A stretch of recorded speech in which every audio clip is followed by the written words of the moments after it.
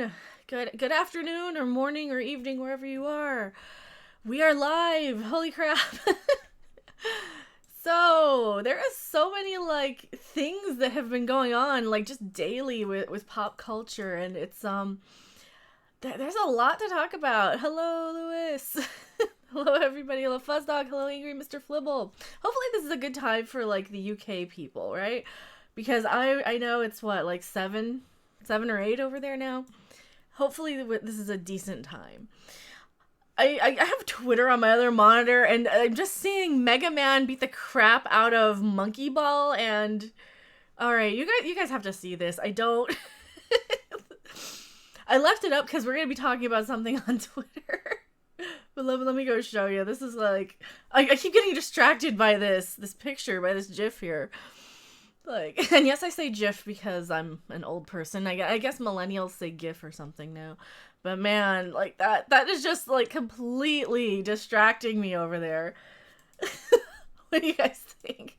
Hello, Sav! Congrats on 6K. Thank you so much. We did hit 6K last night thanks to awesome Mr. Doomcock, who has been so amazing about helping promote the channel and sending traffic this way, because he knows that what I kind of have to say is similar to what a lot of his viewers want to hear. So, hello, Roberto Ramirez, 4th, 6th. Well, hello, everyone. Oh, so today I was gonna do just a separate video on this. I don't know. What do you guys think? Should I clip this part or make a whole separate video? Well, let's discuss it. Let's see. Let me pull up the image here.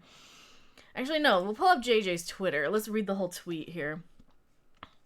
So, J.J. Abrams, as we all know, has been the guy making all the new Star Wars movies, or a couple of them, and they're filming episode 9 right now. They're in production. And he tweeted out a shot over here of basically it looks like the camera. So, let me bring this up here.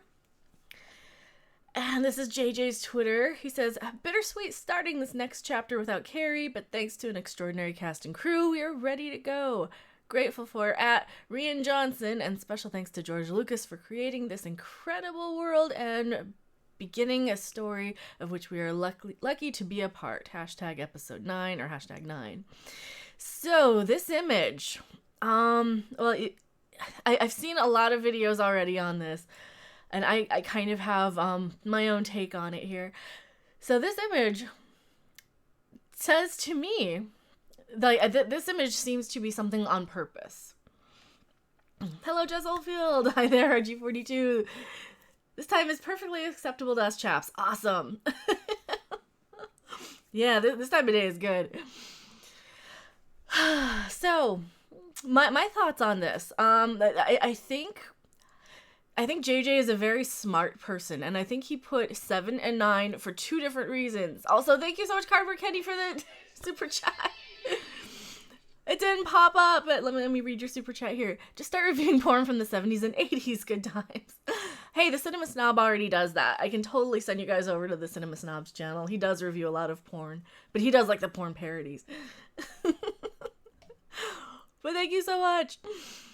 Let me see. I will go back here since we're just looking at the image here. Let's just bring up the image. So, my opinion on this is that JJ is a very smart man, and he knows that this can be interpreted 2 different ways.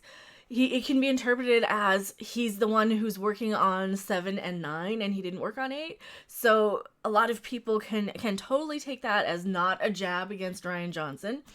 But you could also take this as a jab to Rian Johnson that he's excluded and kind of just pretending it doesn't exist for episode 8. And that's why only 7 and 9 are on this camera. So I think that this is a strategic sort of photograph that they released kind of to create buzz and to get fans talking about the new Star Wars, which is exactly what's happening. And it's very clever to do that. It's very clever to put something like that on there, because you will have all sorts of people speculate, ooh, does this mean he's going to retcon episode 8? Does this mean it's going to be all a dream? Does this mean he's going to fix everything in episode 8? What do you guys think? Let me go back to the chat here. I'm going to leave this up for a second. What do you guys think? Also, do you guys see anything that I don't see? Because I know there's John Boyega back there, and is this, I can't even tell what that is. But this looks to me a little bit like it's on the Falcon, maybe? Jar Jar's photo from episode 9. Yeah, this is Jar Jar Abrams' photo from episode 9. Sponsor. Oh, yeah, we do have the sponsor button, too. I mean, it's mostly for YouTube gaming, but if you want a picture of my cat's face next to your name and want to sponsor for $4.99 a month, you guys can totally do that. Episode 9, Fever Dream.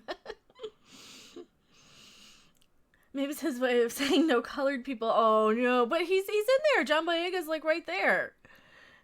You can't see where I'm pointing because it's an overlay, but yeah. I don't know what I'm looking at. I've removed myself from Star Wars. Well, it's a really fuzzy... Let me see if I can just big in. It's a very fuzzy sort of picture here. I don't want to take up the whole screen. But we'll blow it up a bit. So John Boyega is kind of to the left here. You can sort of see him.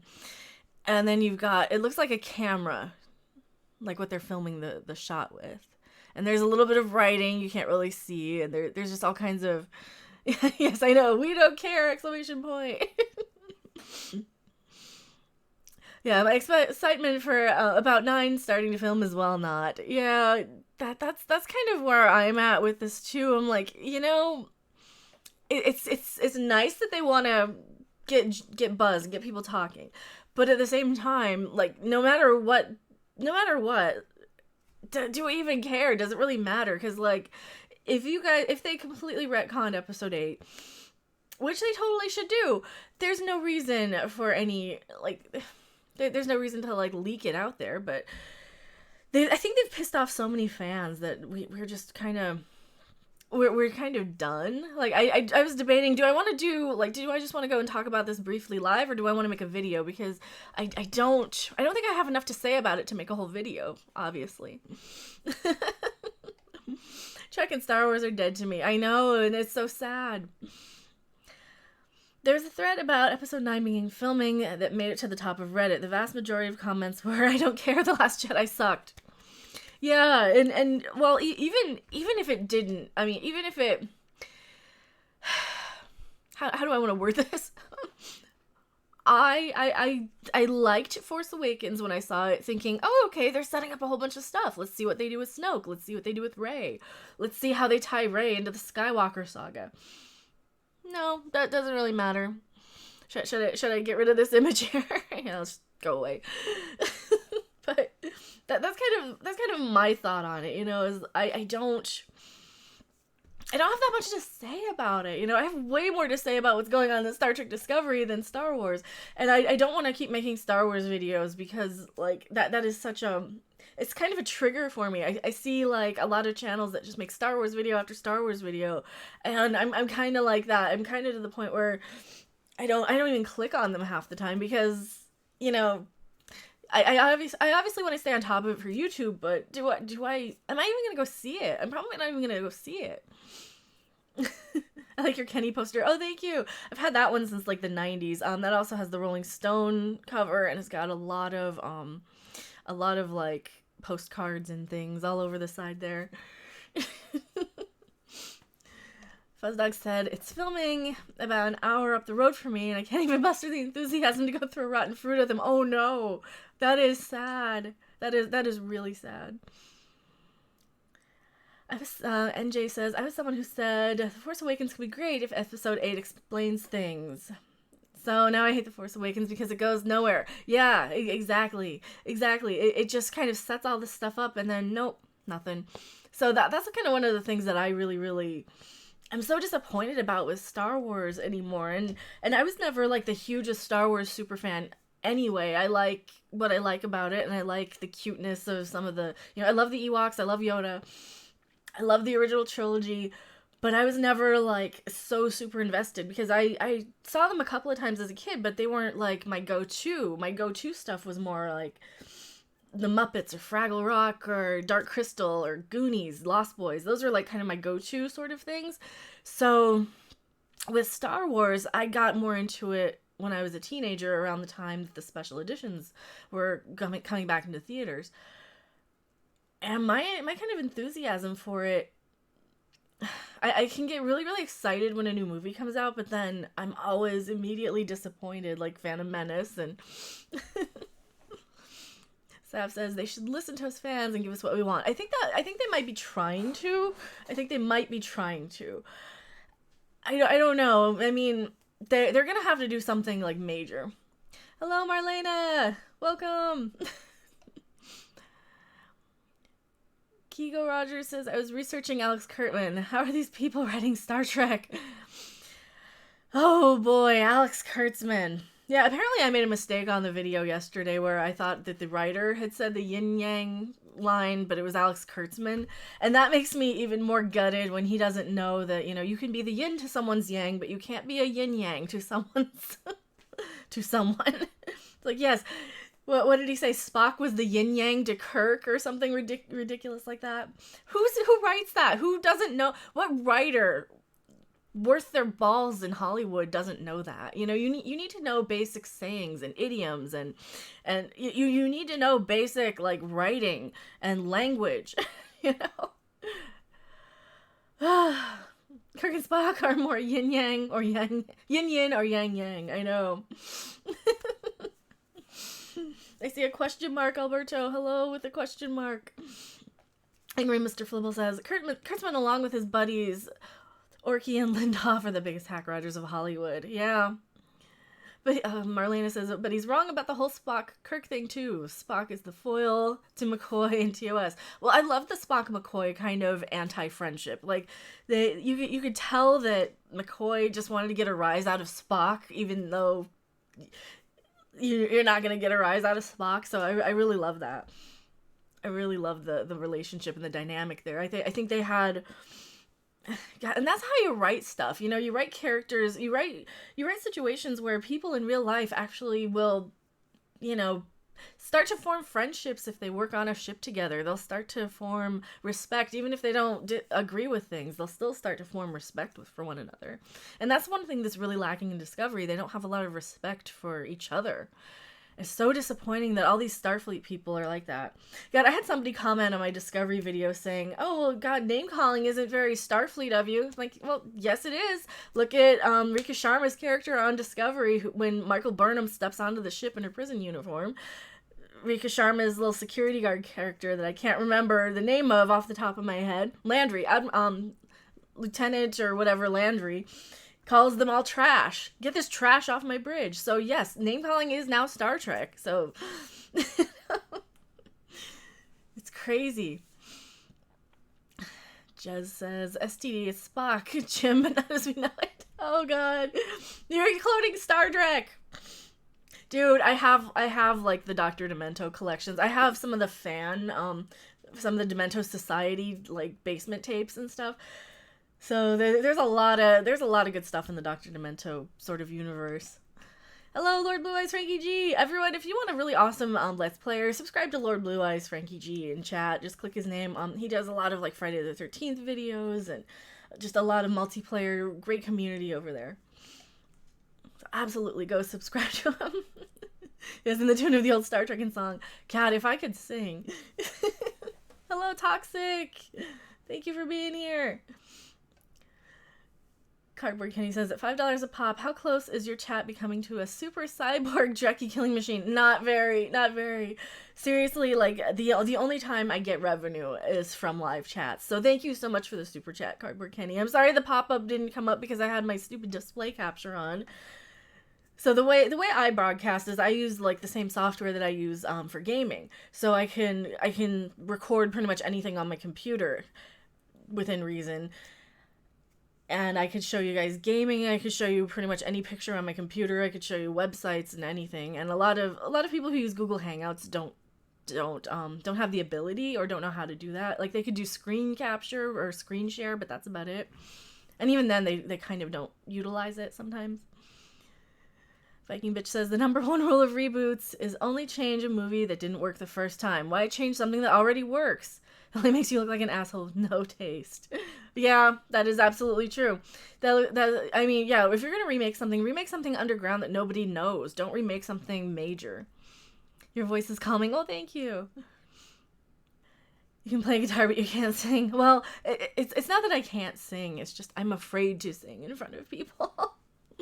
I'm very much afraid to sing. I have sang on stream in like comedy night, but once I go into like singing streams, I really have to be in the mindset for it. So maybe I can get some courage to do it. I just get so afraid to sing anything because I did train a little bit when I was a kid, and I did take lessons, and I really have to have like the confidence and the familiarity with a tune before I really want to sing it. But Brody's pictures. I'm a French fan of Star Wars. Well, awesome. Well, welcome from France.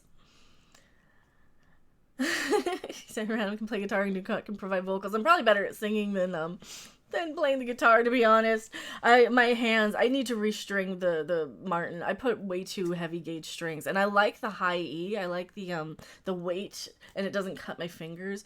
But like everything else is just such a nightmare to try and like playing an F chord on that acoustic guitar is just a nightmare. It's okay on the LTD, but.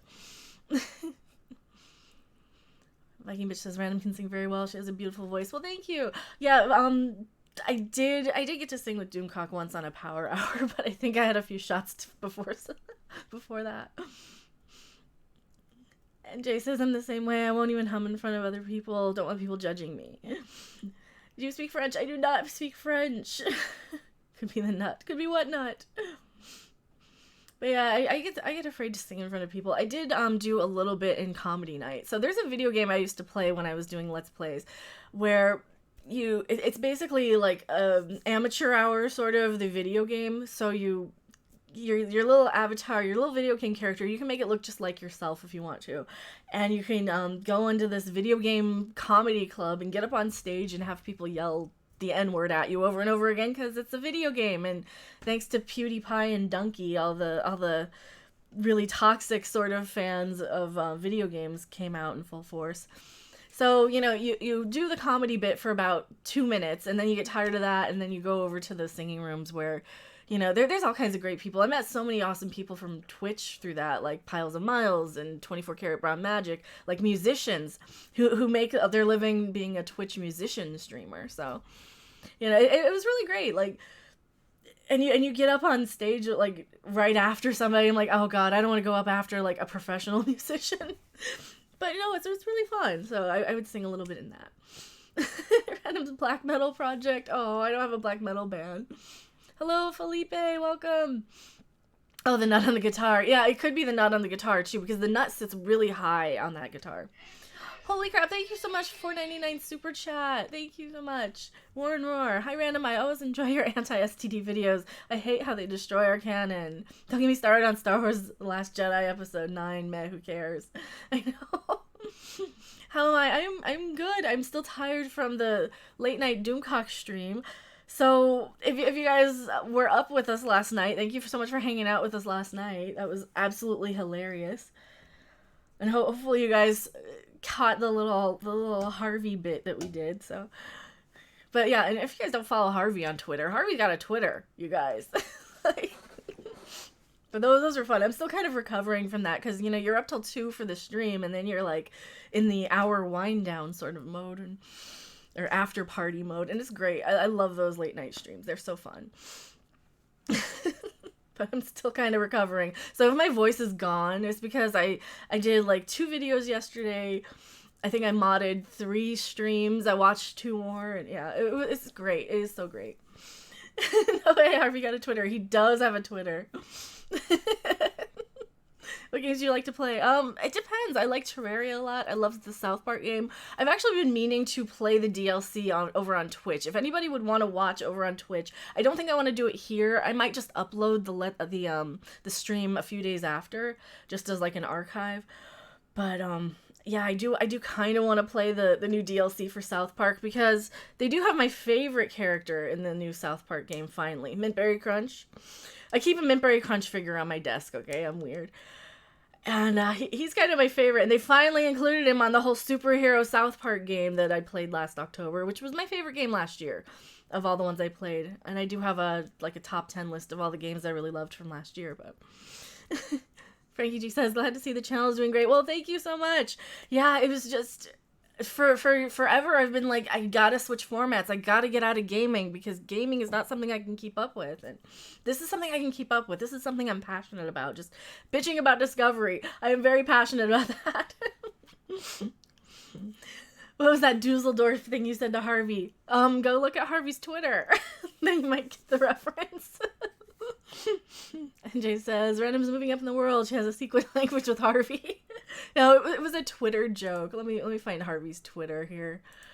Oh, it'd be under following, right? Because I do follow him. Did I follow? Yeah, here he is. Here's Harvey's follow. Or here's Harvey's Twitter. He doesn't use it that much because he's off in his own little dimension. But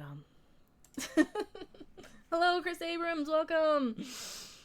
Let me scroll back. Yeah, and also definitely if you guys do want awesome Let's Plays, definitely check out Lord Blue Eyes Frankie G. He absolutely deserves it. He's out there busting his butt pretty much every night, and he has such a great community. And I really hate seeing the gaming streamers just getting crapped on because of gaming. How do you find Star Wars The Last Jedi? I mean, I love it.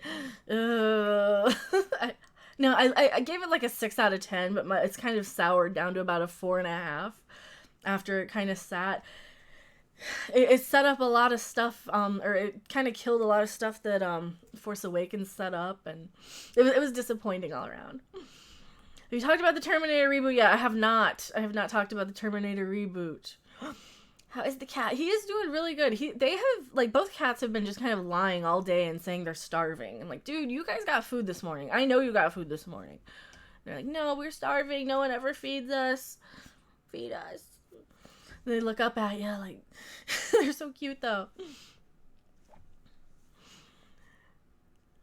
Fuzzdog says, I'm sure the phone signal is pretty terrible through that Canadian field. Viking Bitch says, nice to see you again, Random. I'm going back to my happy place for a while. The world is dark and full of terrors. Well, thank you so much for being here, Viking Bitch. And take care. Terminator is more of a rectin than a reboot. Oh, retcon. Okay. Hello, Trico Lover. Press the button, TM. That's the same conversation I have with my kitties. Yeah, they just act like they're starving to death. I even gave them treats. So my one cat, she was like an old roommate's cat. And she never likes wet food, but now she likes wet food. She likes this one specific wet food that Zabu gets because he gets his asthma medicine like every second or third day, depending on how bad the air quality is. And I'll give him like a little spoonful of wet food after just to kind of coat his tummy a little bit because he ends up throwing up the medicine if he doesn't have anything in his tummy. So I give him a little teaspoon of wet food, and most of the time she doesn't care. She doesn't like wet food. But then she'll come on and be like, I kind of want to steal this one food from him. It's so weird because normally like it's the pate one. She doesn't like the pate. Or she normally likes the pate and he doesn't. So they're so weird. I'd enjoy the third season of Terminator Sarah Connor Chronicles. I have no faith in Fox for TV shows. I will, like, 99.999% of the time never watch a new TV show on Fox because I know it's going to get canceled. So I never actually watched it because I'm like, oh, it's going to be another Firefly and it's going to get canceled. And sure enough, it got canceled really early. And I know that type of mentality is why they cancel shows so quickly, but man. So when The Orville came around on Fox, I'm like, I gotta watch it because it's Seth MacFarlane and it's like Star Trek and we want Star Trek and it looks like Star Trek and Discovery doesn't look like Star Trek. And I know The Orville came out like 2 weeks before also than Discovery, I think. So yeah. Trigger Lover says I stopped watching Fox. Monkeyzor says cats have such personalities. Cats do have such personalities. They're little furry people. They're absolutely little furry people. The build up in season 2 was great. I really wish that when they do that thing with shows where they cancel them before their time, that they can just say, okay, we're gonna cancel the show, but we're gonna at least give you a conclusion. Give them a chance to wrap things up. Like Stargate Universe ended up doing this thing where they wrapped it up super, super quickly, but I was kind of satisfied knowing that's how TV worked. I mean, they had enough of a warning to kind of give us an ending, so Kind of. I mean, it still wasn't super satisfying, but the Orville's great. The Orville is great. I'm so excited for the Orville coming back. I don't want to wait till December because, like, we need stuff to talk about sooner. You know, maybe I'll dive into other shows and stuff. Maybe I'll dive into, like, going back over Deep Space Nine some more and Babylon 5 some more. And I figure I can talk about Deep Space Nine or Babylon 5 or Next Generation or any of those until the cows come home. Those type of shows I'm always gonna like. Heroes back in the day pissed me off, no ending. I remember the hype from when Heroes was like when it first started, but but I never actually watched it because I was so, and I'm kind of still this way. I mean, just with shows, I really want to give them a few seasons before I get into them because I hate having shows canceled once I'm like really into them because that's what always happens. Even the V remake was like not terrible. It was kind of a continuation. It wasn't so much a reboot. And that was the one with Miranda Baccarin from Firefly and Deadpool. She was like the main alien queen thing from V. But then they brought the one in from the original. And they kind of tied the original show together with this new one. So it was kind of getting decent. Bring back Mr. Garibaldi. They can't. He's gone. Oh, let me scroll back. I'm missing you guys. Josiah says, I guess we can now add A&B Spock to the Me Too list. He's the latest victim of you-know-who. Oh, yeah. Yeah. Or Spock Light is what people are calling him. Diet Spock. Soy Spock. Prefer British series, short seasons that are well written. Absolutely. Absolutely. You give me a British TV show, I will watch a season of it. There was a really cool, like, End of the World one I was watching for a little bit that I liked quite a bit. You've got to go, well, thank you for being here, Trico Lover. Angry Mr. Flibble says, season 1 of Heroes was good, and then the writer's strike ruined season 2, and it never recovered. Oh, no. Sav says, I love V. I need to watch the original, because I know that they tied him together, and I'm such a huge... Wasn't that the one with, like, Robert Englund? He was in that, and I'm such a huge Freddy Krueger fan. Misfits was good for a couple of seasons. I didn't see Misfits. Yeah, rip Spock. Spock is gonna be... So do we want to just dive right into it and talk about this whole Spock thing from season 2 of Discovery?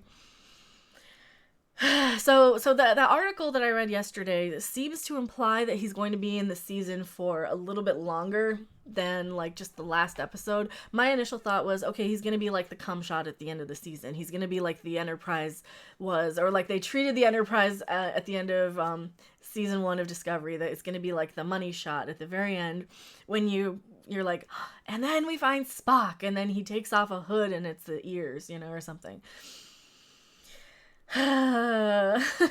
Please, I need to vent. Please tell me in the chat, what do you guys think? Remember the canned and hit the like button. Yeah, absolutely. If you guys do enjoy my streams, hit the like button, share them, comment, all the good stuff, you know. And like I said earlier, I really don't get money on ad revenue from videos because I'm still, like, I'm in the crossover. I'm in the changeover. Like, I think probably we've gotten maybe about 1,000 subs from kind of the changeover. So it might not even be that much. So we're still kind of really new in this. And the views for videos are really amazing considering. They're really amazing considering. But, so I don't want anybody to think, oh no, your channel has like 5,000 subs and 200 views. Like, no, that's absolutely amazing. I'm very happy with the views that we get.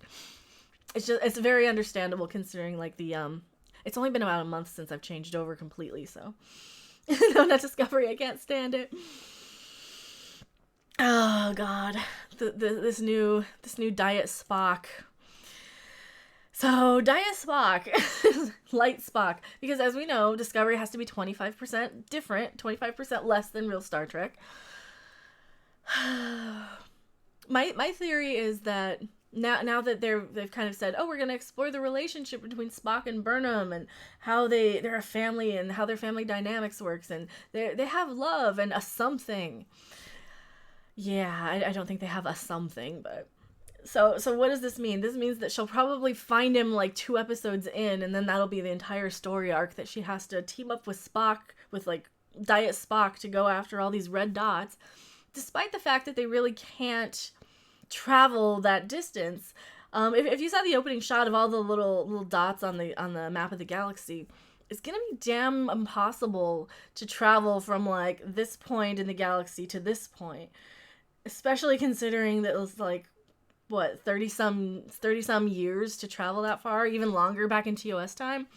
It's just the science of it doesn't match up, and it doesn't match up to any other Trek. It kind of bothers me that they do that. It actually really bothers me that they do that. Kind of is an understatement.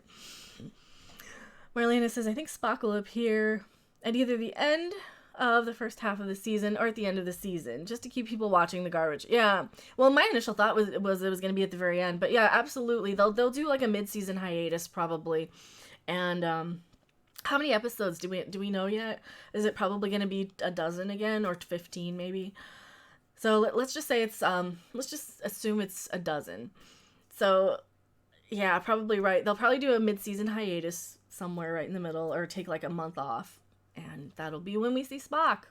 12 episodes, I think. I can't even make it again for my second watch of like the last few. They're just so painful.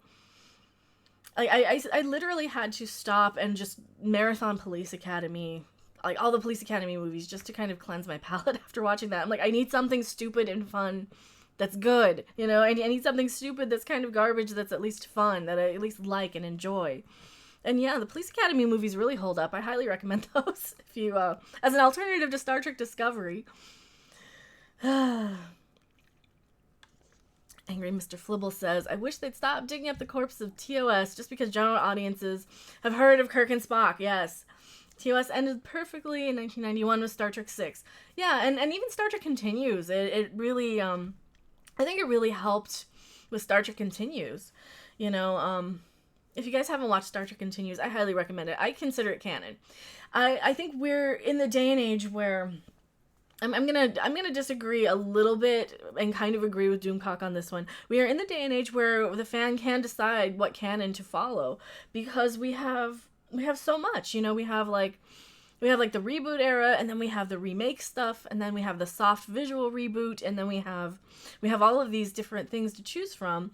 So this is why, like, as fans, when they continue and keep going and keep changing the history of these shows, we kind of have to take it upon ourselves to say, all right, well, this is my timeline of Star Trek.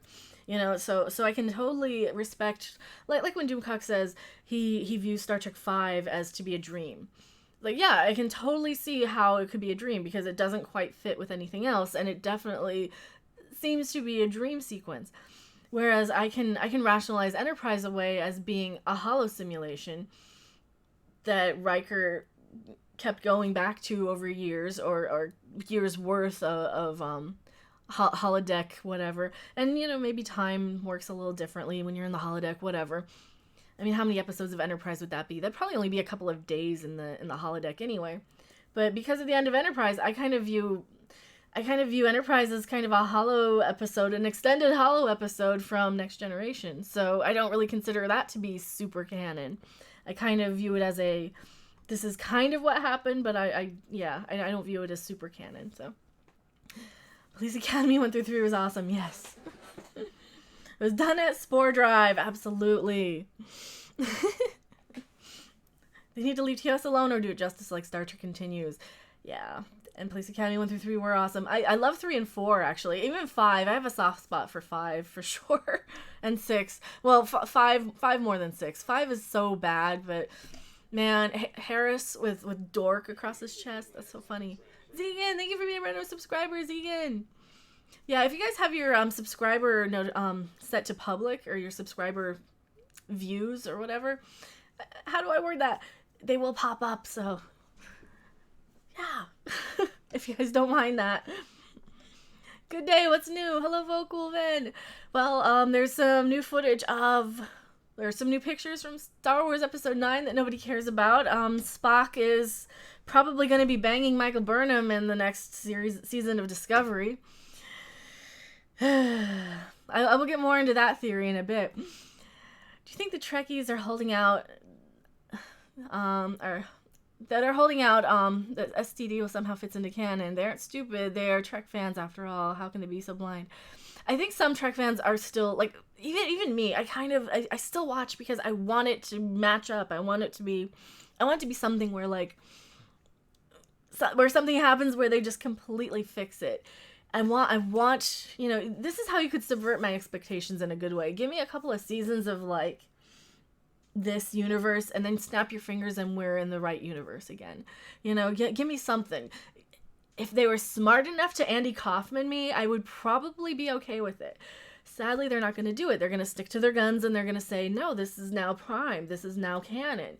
Everything you do in canon wasn't, but 100,000 light years across the Milky Way. Starships were only supposed to travel at warp 7 in the timeline. Warp 7 plus 343 light speed. 291 years to cross the Milky Way once. Thank you for doing the math for that.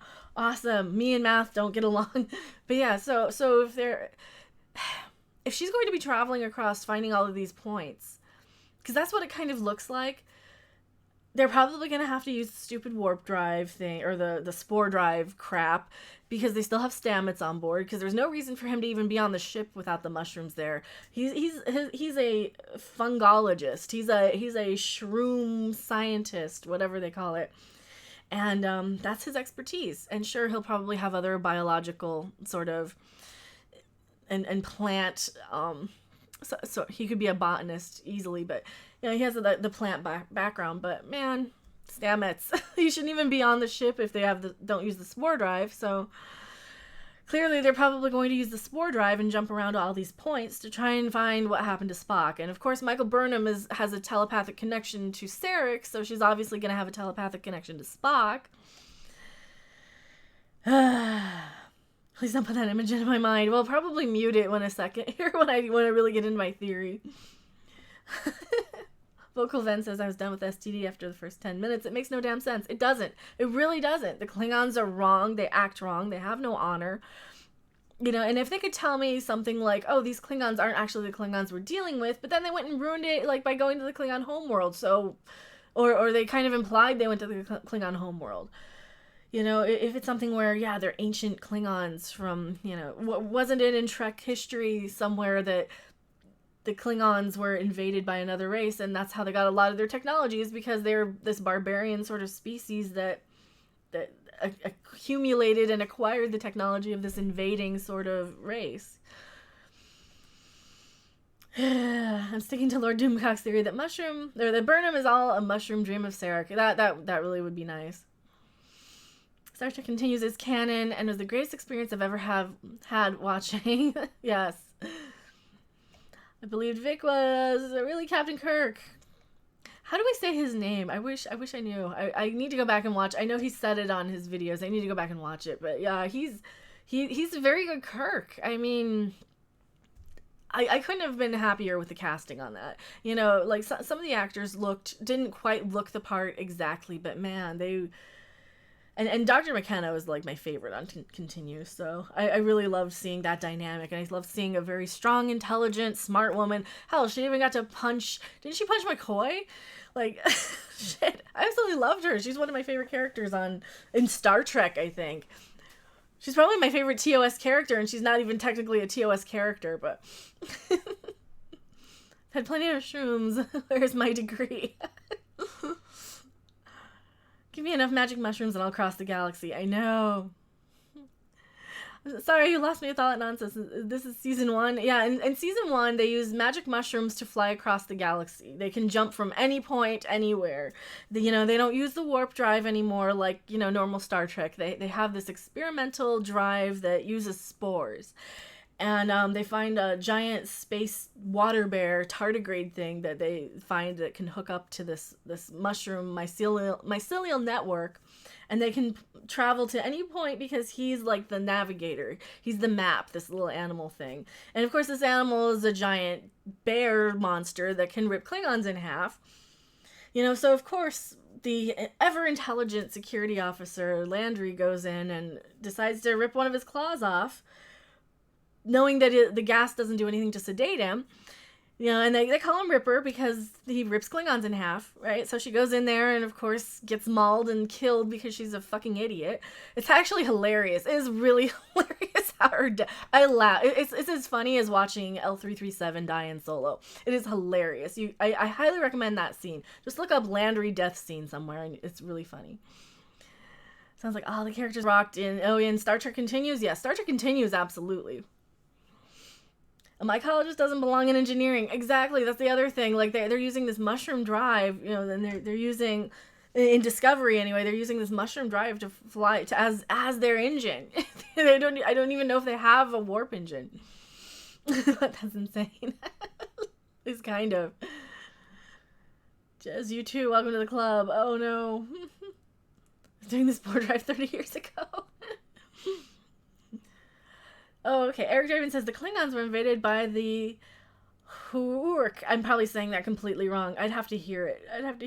But thank you for looking that up. I knew it was something. There's some of these facts I just don't remember after this long. It's been so long since I really need to just sit down, take some time, marathon TOS, or finish up Deep Space Nine, go back and rewatch TNG, and I really need to brush up on my Star Trek because I loved watching TOS when I was like a teenager. Just they would play it at 5 a.m, 5:35 on TBS or something. So I would just stay up and watch Star Trek all night. I really need to. I need to go back and rewatch it. It's been a while. Hello, Lost Soldier. Yeah, hi, random. Nothing is funnier than L3 dying and Pando crying over her. I'm laughing thinking about it. I know. JG says, be right back. Well, thank you for being here, JG. Seraph says, they have warp. Remember, they can warp from Pavo, where they discovered how to break the... Yeah, that's true. Oh, don't get me started on Pavo. Fucking episode 8 and 9, man. So episode 9 and 8 and 9 of Discovery are so insane that they go in and they how do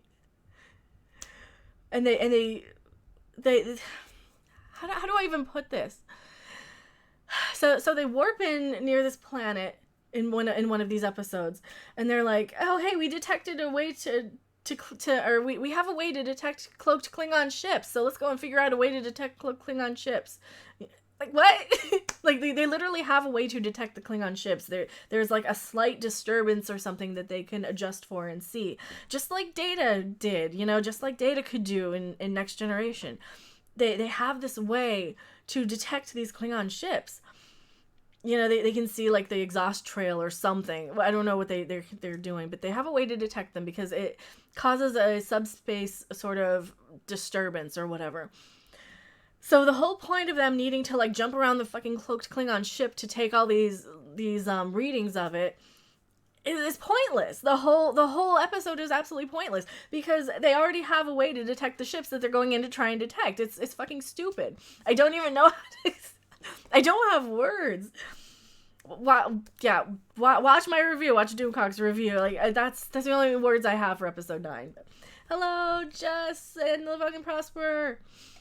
Is it Jess or Jessie? I'm so sorry if I'm saying your name wrong. Chibi Wolvie, I think they're using ludicrous speed from Spaceballs. Well, actually, I think the new Star Wars trilogy is kind of ripping off Spaceballs. Space glitter bombs. The Klingon ships do look a little glittery. I have played a little Star Trek Adversaries, and they do look a little glittery. Hello, SS hello, the SS. Sorry, as a stream for Geeks and Gamers, they had Anna and that Star Wars girl. But I fear she was under the idea. I insulted her when I was telling her how Vegeta speaks in Mexico. Oh, okay. Are they streaming? I didn't know the Geeks and Gamers were streaming live. I'm so sorry if I'm streaming up against somebody else. They are. Oh, no. I'm so sorry if I'm streaming up against them. I didn't realize it. Hello, Rose Goku Black Fan. I'm back from yesterday. Well, welcome back. Angry Mr. Flibble says, Klingons shouldn't even have cloaks. Exactly. They shouldn't even have the cloaking device. Why do they fucking have the cloaking device? And they don't call it a cloaking device either. They call it an invisibility screen or something, or an invisibility shield. But, you can rename it a microwave fucking burrito and it's still a goddamn cloaking device. Oh, Star Trek Discovery makes me so mad. it does. Like, it makes all of us mad because there's so many stupid things that Star Trek would never have. Like, so many of Star Trek has always had like one or two silly moments or stupid things every now and then, but for the most part, it was really well crafted and intelligently written. And man, like when the best episode of Discovery is A, directed by a next gen cast member, and B, is about a 6 out of 10. Whereas the worst Orville episode is also directed by a next gen cast member and is about a 6 out of 10. Like, what are you doing wrong here? You know? Their signal is breaking up. They're going to close the stream soon. Oh, okay. Well, hey, if you want to bring everybody over from their stream, I would certainly accept the Star Wars community as well. We have been talking a little bit about Star Wars, but Genie's stream is having troubles with their output quality. Yeah, oh, is that the one where they're doing from Disneyland? I heard about that. I did watch a little bit of it. But yeah, I really like the Geeks and Gamers community. I like the High Council community. I like the Midnight's Edge community. There's the Nerdrotic. There's all kinds of really awesome YouTubers kind of popping up out of this. See, the thing is, in Mexico, Vegeta constantly says insecto to insult anyone, including Goku, and Ivan does the impression. And I did it like Vegeta would say to Anna, she's an insect. Oh, okay. You're talking about Star Trek, so you're more important in my mind. I would rather talk about Star Trek than Star Wars. Like I said, I have more of a passion for Star Trek than Star Wars because that's something I really... that's something I watched a lot more of. I absolutely watched it a lot more. Like, I had Ewok roller skates when I was a kid. I had the books on tape for Empire and Return of the Jedi. You know, they had the little storybook, and then you can like read along with the tape recording of sounds from the movies and lines from the movies. And I did have those, but my heart was always with like Star Trek and Doctor Who, and so like 80s and 90s I watched a lot more Star Trek than I ever watched Star Wars, because I just kind of thought Star Wars was more mainstream and Star Trek was more for like intelligent, nerdy, geeky types. Star Wars is for people who like comic books, in my opinion, and Star Trek is for people who can build a computer. And I know I'm probably completely wrong about that, but that's kind of how I always felt in the 90s about Star Wars versus Star Trek. But you know, I still have love for both, absolutely. Bad Bunny says, you're lucky you don't know if it's me or YouTube. All my notifications are screwed up. Missed everything from Nerdrotic last night. Just caught you by accident. Oh, I'm sorry. Yeah, I try and tweet it out, and I try and, if you guys don't follow me on Twitter, I do try and tweet these things out. Where's my Twitter? I think my Twitter is in the description down below here. I also have a Patreon. I should probably start promoting. I did put a link to my Patreon down here in the description. But I'm so sorry. I'm so sorry that like the YouTube notifications are terrible. I've been unsubscribed to channels I like. They're still doing the unsubscribe bug. They're still doing the notification bug. It's one of those things where if you don't watch a channel for a certain amount of time, you'll get unsubscribed or you'll get unnotified. And I don't know what the exact number is, and I think it might be kind of a number between a certain thing because... Hello, Vidyascar. I'm so sorry. I'm saying your name wrong. But hello and welcome. Did you have the Droids cassette book? I did not. I wish I did. I really wish I had the Droids cassette book. I feel like I was co-raised by Star Trek. It was a family business. Wow. That is awesome. What was their family business? Like, I do love Star Trek. I wish my mom were more into it. I did end up convincing her to take me to one Trek convention when I was a teenager, and that was like my first and last Trek convention. So it was crazy. Oh, you're worried Anna believed I was actually insulting her when you were not. Oh, she probably didn't take it personally. I'm sure she didn't. She seemed like a really sweet person. Star Trek is for geeks. Star Wars is for nerds. Star Wars is about story. Star Trek is about the ships. See, that was kind of my impression. Like, Star Trek was definitely more technical and sciencey, and it also happened to have a lot of really great, strong characters and great writing as far as that goes. But like, Star Wars to me always seemed like the science was sort of an afterthought. The science didn't really matter because what was important in Star Wars was telling the story of Luke Skywalker and his struggle with, you know, his family, and Leia's struggle with, you know, having the responsibility of leading a rebellion and getting her planet destroyed. And so, yeah, there was, for me, Star Wars and Star Trek are kind of just different parts of kind of the same family, but, you know, yeah, they definitely appeal to like a similar sort of fan base for different reasons, I think. Maybe people are mad at me in the chat for my Vegeta impression. Well, see, luckily for me, I don't care about Dragon Ball Z at all. Like, I could give like no craps about it, so I will never be offended. Like, if you guys talk to me about Dragon Ball Z, or because I won't know what you're talking about. I'll be like, Animu over my head. Does it have the big boob anime girls that like grab each other by the boobs? That's all I know about anime. So there's one franchise. Oh yeah, it's on the other shelf. It's nowhere near me. It's called Senran Kagura. There's a new game coming out that I would love to get at that. Where you basically, it's for the Nintendo Switch, and you use the Joy-Cons to kind of basically grope the women, grope the Japanese schoolgirls. They're of age, of course, so for legal reasons they are of age. But yeah, it's kind of amazing. It has like jiggle physics, sort of. If anybody doesn't know about the Joy-Cons for the Nintendo Switch, the new Switch that came out last year, they have like this HD rumble control.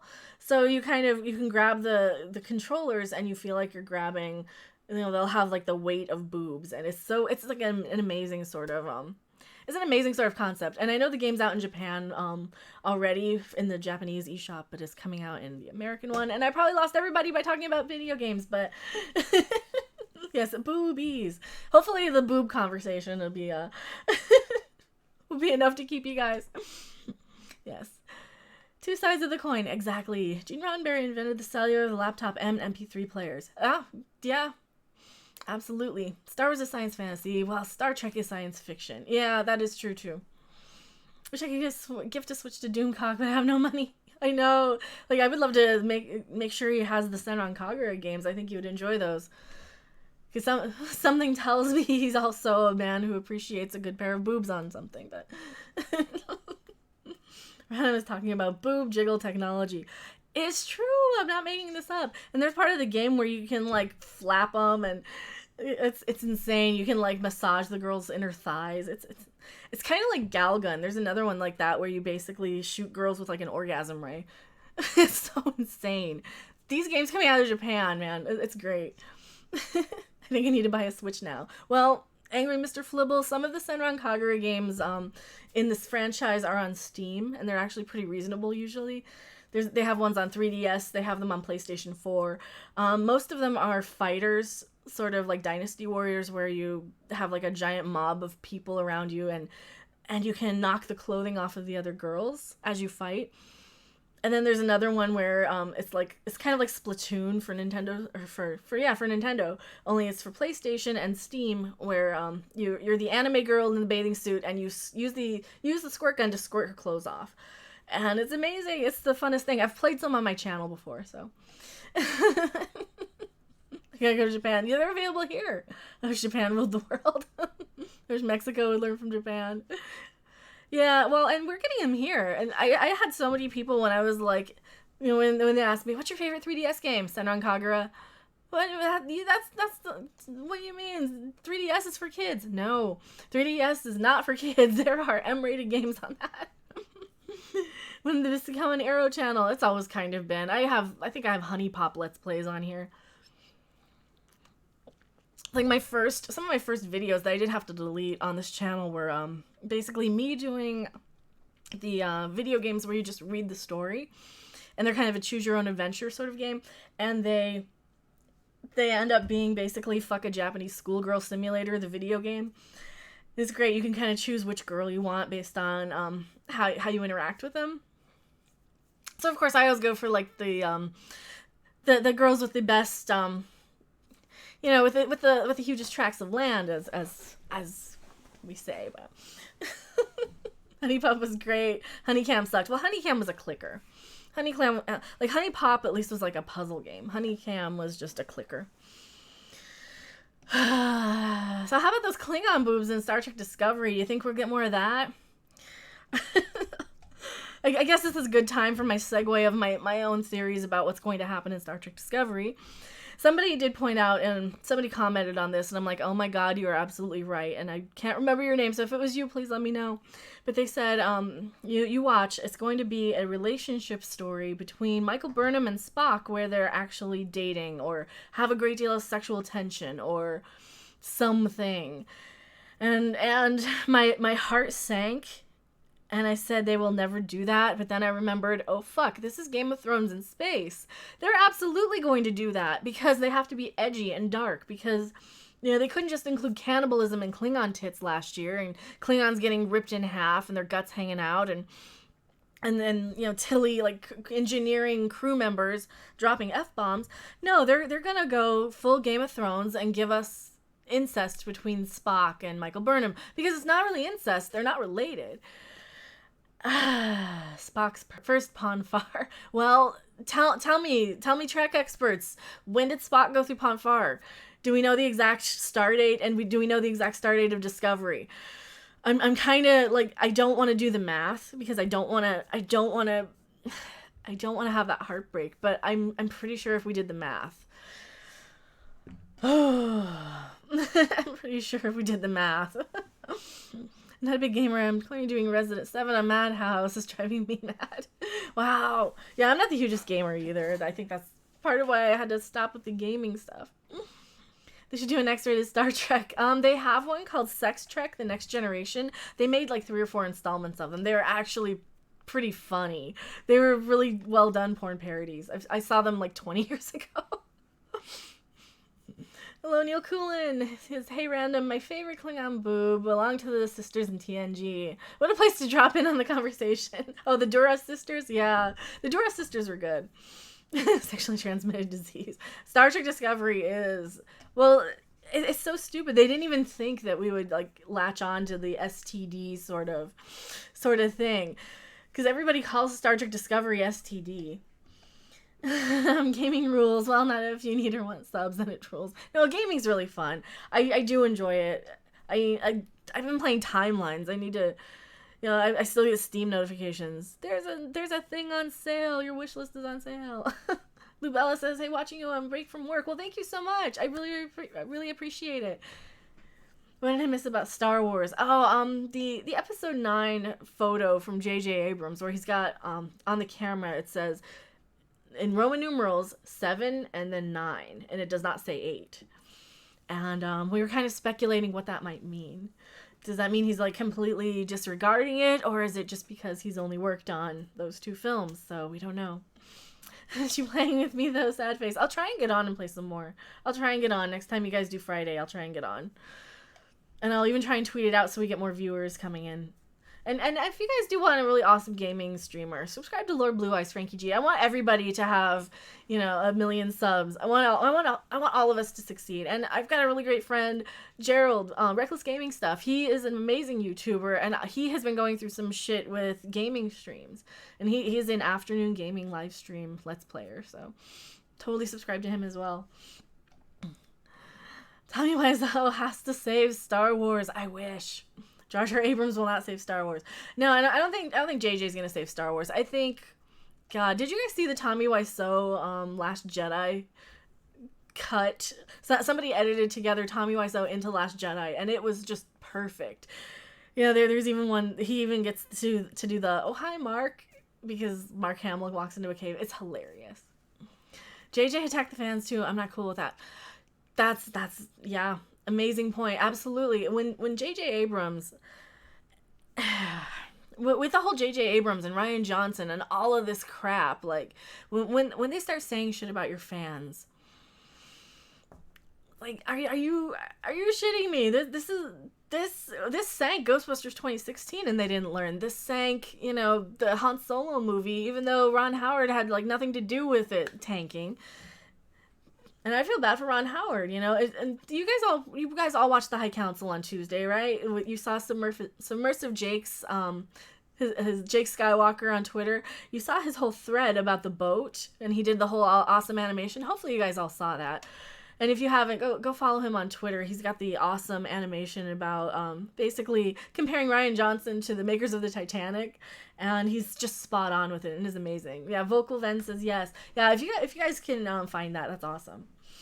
I don't want to pollute your channel with negativity, but that shit, JJ took shots before episode 8. Yeah, no, that's fine. I mean, I am very much a yeah, with Star Trek Discovery, I'm a very negative sort of YouTuber. If you guys want the awesome, like, fair sort of Star Trek Discovery, sort like, if you want somebody to kind of point out the faults and the pluses, Trek Yards, they're amazing. They're very non-biased. You know, they try and consider as many points of view as possible.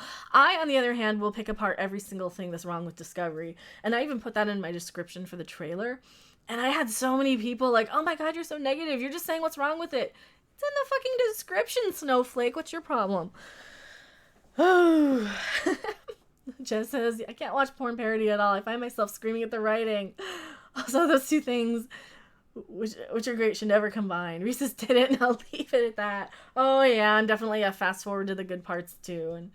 But, I mean, sometimes the porn parodies, though, are just, they're so bad, they're funny. They're kind of like on the Ed Wood or The Room sort of level. When will Anti-Trekker be on the High Council? I don't know. I don't really know Anti-Trekker very well. I've popped into his streams from time to time. He's another awesome YouTuber. You should totally check him out if you're in the Anti-Discovery camp. That is exactly. He's the guy. He's got the little Star Trek Discovery logo with glasses. I mean, poop logo with glasses.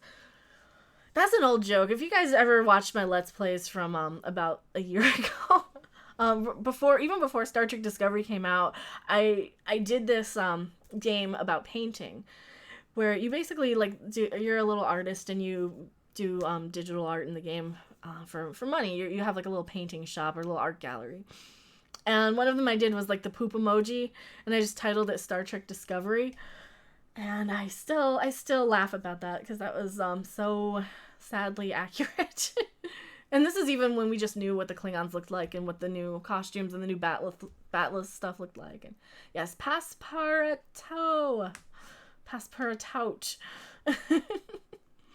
Bad Bunny says, no director can make a good flick if he or she comes into show halfway. Exactly. Yeah, the Ryan ship thing was awesome. It was. Seraph, if you have time to dig that up, it's on Jake Skywalker's Twitter if you have a second. A says, you have nice melons. I don't know. Do I? It's in the fridge. It's all cut up. Sav says, say hello to my ex-wife. Hello, Sav's ex-wife. I don't know why I'm saying hello to you. Brandon G says, Jacksepticeye played it. It was fun. Yeah, Jacksepticeye. I don't get to watch a lot of his stuff because I don't watch Let's Plays, but... Feisty Random, the TNG parody was with Tasha had a decent story. If it was in season 6 or 7, I would have given it a C. Yeah. Lord Blue Eyes says, I hate melons, but I like boobs. Are we bringing it back to boobs? Because I could probably find some. I don't know. Let's find a good boob picture. Oh, it's on the desktop. It's on the desktop. Of course it is. Why is it not? Is it in episode 9? Because episode 9 is really where Discovery screwed the pooch, in my opinion. Alright, here you go. You guys want to see boobs? There we are. Boobs. The bestest nudity in Star Trek ever. No Klingon boobs. You can YouTube the PG version, probably. Oh, Lord. I actually would use that as, like, the room code hiding picture on Jackbox. Oh, my goodness. I played a game called Mirror, and it was so naughty. I'm glad I didn't stream it. I deleted it right away because it got kind of rapey. Oh, man. Mirror is fun, though. I did try and play a little bit of Mirror on stream one night, and that's lost to time. I think that's completely deleted off my channel. But yeah, I played it, and like that first girl where they're like all taking turns with her, I'm like, oh, I can't. That's a little too rapey to put on YouTube. Is that the Batman 66 Blu-ray? It is the 66 Blu-ray set. It does have the Batmobile. Yeah, it's got the little Hot Wheels Batmobile to make up for my. God, when I was like a little kid, I had a Batmobile like this big, and it was missing. I think it was missing Batman, but I had Robin. It was like a little red figure that was on the inside of it. So I did used to have it, and God, I was like 3, so I barely remember this. It was exactly that, Lord Blue Eyes says. Episode 9, Kathleen's boobs attacked. Well, she doesn't really have any, so I wouldn't worry about it. I mean, she's about, what, 90 pounds soaking wet? She's a tiny, tiny woman. Vocal Vent says, I can't believe they wasted nudity in Star Trek on Klingorks. I know. Isn't that terrible? Could Kathleen Kennedy be related to Vince McMahon? I don't know. Could she? Maybe. Probably not, though. But yeah, that's the TV series Batmobile. It's really cute. She's a tiny, hateful woman. She is a tiny woman. I almost wonder if, like, they kept her around because she wore, like, short shorts or something. She's, like, she really seems the type to be, especially for, like, kind of lonely Hollywood producers on set for, like, 20 hours a day. You know, if you see a skinny little secretary, production assistant, associate producer, whatever she was, like, yeah. Best Batmobile 66. Yeah, absolutely. Well, I was watching something where they were talking about Yvonne Craig's Batman. Mead last night. They're talking about Yvonne Craig as Batgirl, you know, and yeah, and I think like that whole 60s era of Batman is like my ideal Batman. That's why I have the set, because I grew up watching that when I was a kid. I would stay home from school, play hooky just to watch 66 Batman, and Lost in Space was on right after. And then all the game shows on USA Network in like 1989, 1988. Those were fun times. I really enjoyed doing that. So I watched all of that stuff. Sorry, Mr. Burton. Oh, the Tim Burton Batman was fine. I remember watching it as a kid, and it was fine. I don't dislike it. I liked it a lot when I was a kid, so sure. I'm fine with it. USA Cartoon Express. Oh yeah, I remember USA Cartoon Express a little bit. What I remember most on USA though was like USA Up All Night.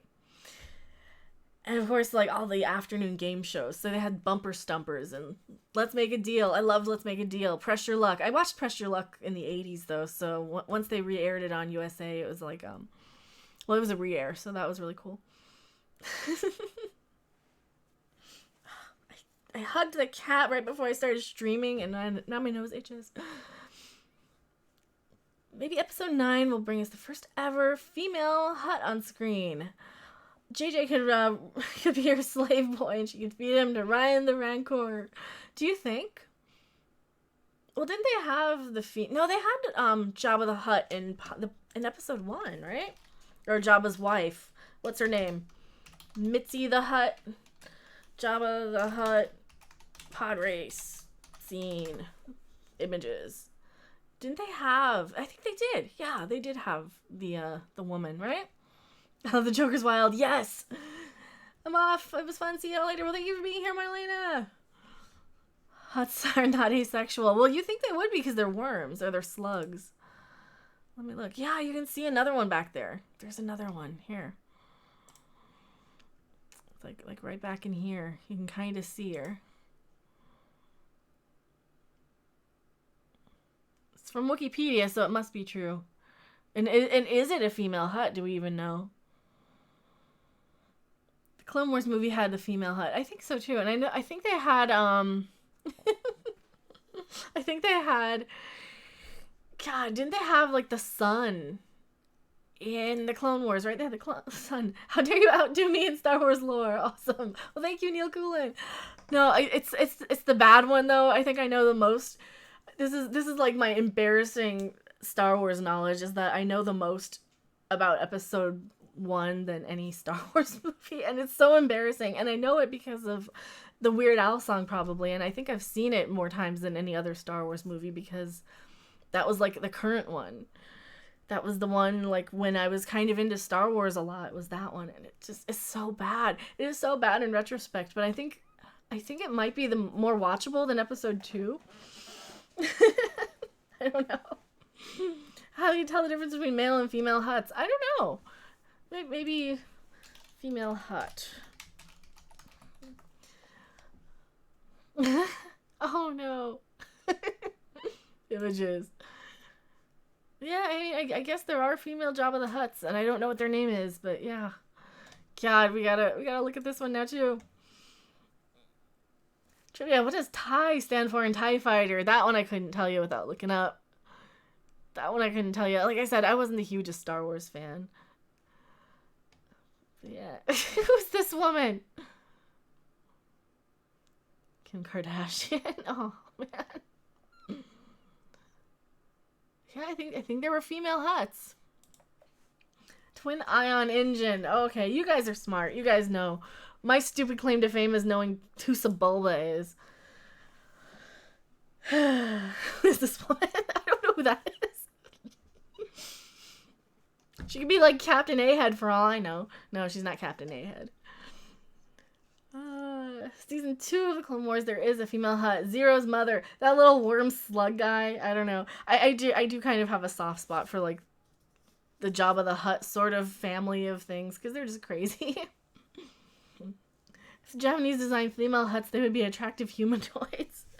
Well, they already have them. Just look at Monster Musume. I'm sure they have some sort of Hutt monster that you can have sex with.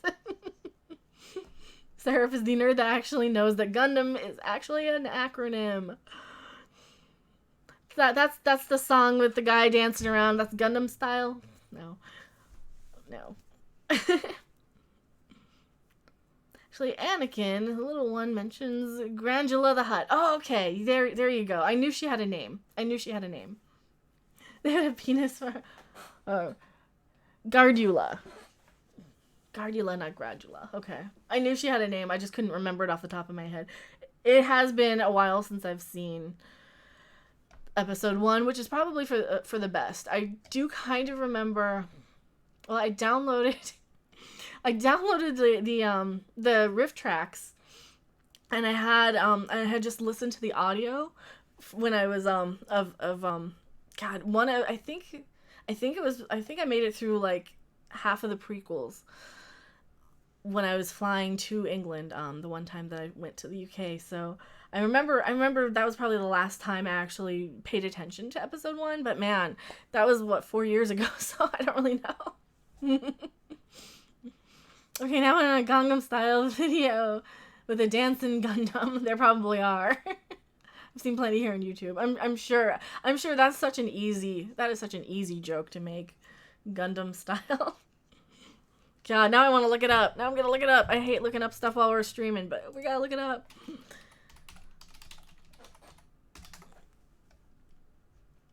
No, not Gangnam Style videos.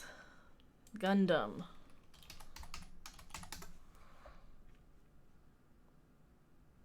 Yeah, Gundam Style, Gangnam Style parody. There are some. There are absolutely some, and I do not want to play this. So I'm gonna mute it. I'm gonna look at the video. Okay, yeah. Somebody just put a... Okay. Or I'll put it in chat. Oh no, I didn't copy and paste right. Paste. Alright, so this is the Gundam Style parody video, and you can probably just click the image and see it. Come back to the UK. We can watch British TV together. I would love to go back to the UK. It was so fun. I love all the music and the TV and stuff. I really am kind of in the I really want to rewatch Mighty Boosh sort of mode. I haven't seen it in a few years.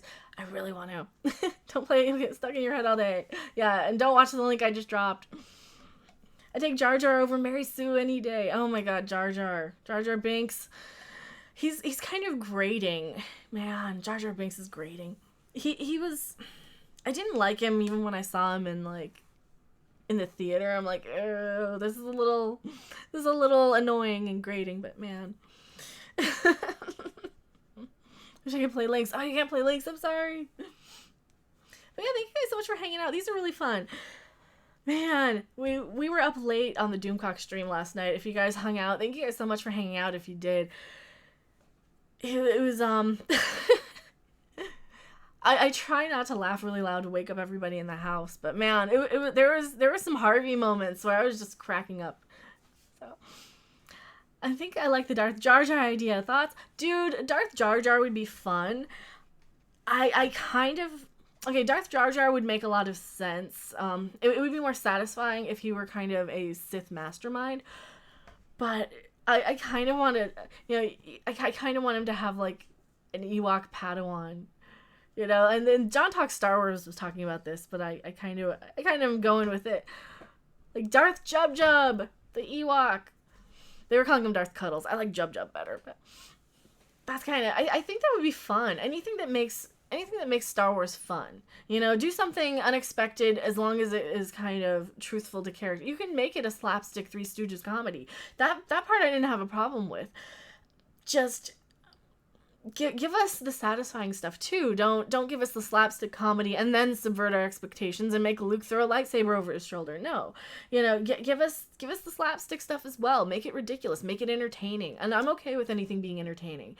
And sometimes, like, with something like Star Wars or even Star Trek, just make it absolutely ridiculous. And that's why I was talking about the sort of Cheers meets Texas Chainsaw Massacre 2 sort of spin-off for Star Trek Discovery. I want something insane. I want something so crazy that it just might work, And fuck, make it a musical too while we're at it. We'll make the Empress Ming in the Klingon homeworld in a bar. Make it a musical a la B. Arthur in the Star Wars holiday special. And let's make it entertaining, Make it crazy. Make her have fun while she's chopping up people and serving them to the Klingons, or Klingorks, because they're not even Klingons.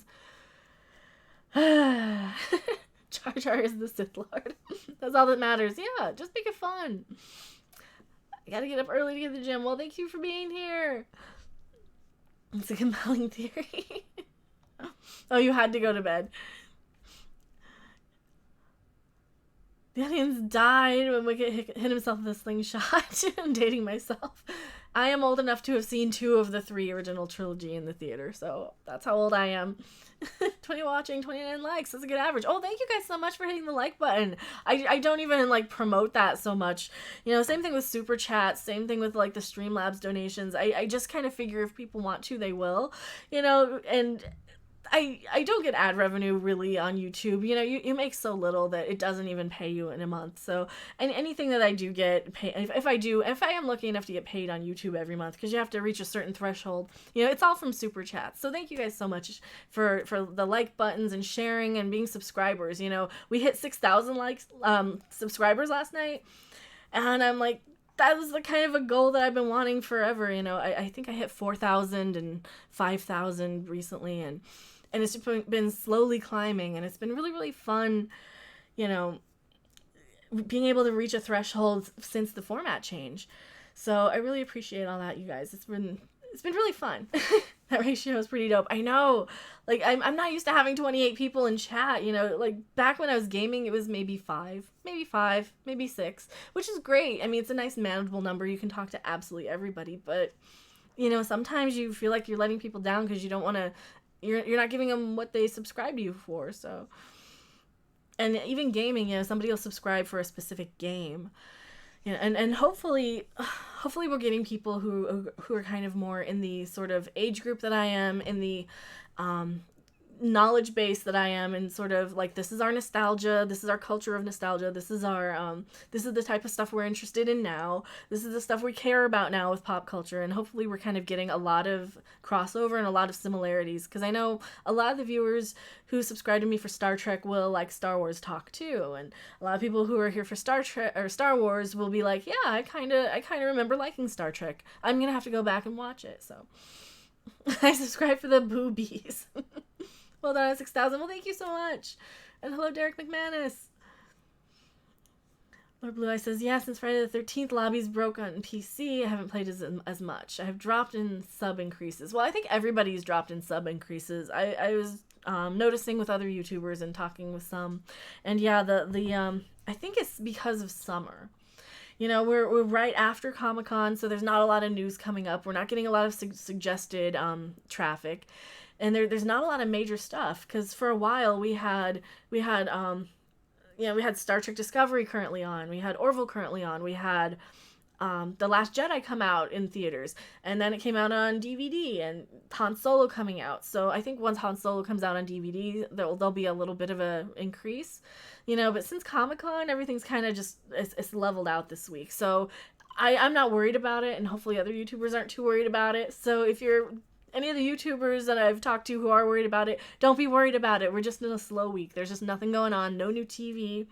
You know, we have to pull news stories out of our ass like, hey, Spock's going to be different. So, yeah. 35 here, I feel old. 35 isn't old. Derek says I'm 46 now. That's not old either. Like, I'm older than I look, so. And I know I sound like I'm 15. On summer vacay, which is why I participate in the middle of the day. Awesome. Well, thank you for being here. You're either in school or a teacher, it seems like then. Fear of the delays, everything is on hold. Well, yeah, and that's another thing. I'm kind of worried that TV season won't start up again in September.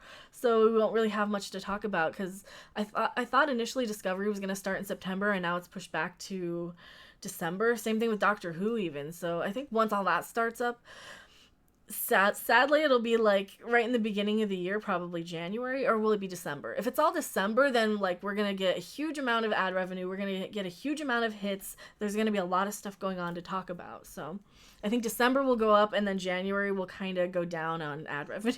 that always happens though.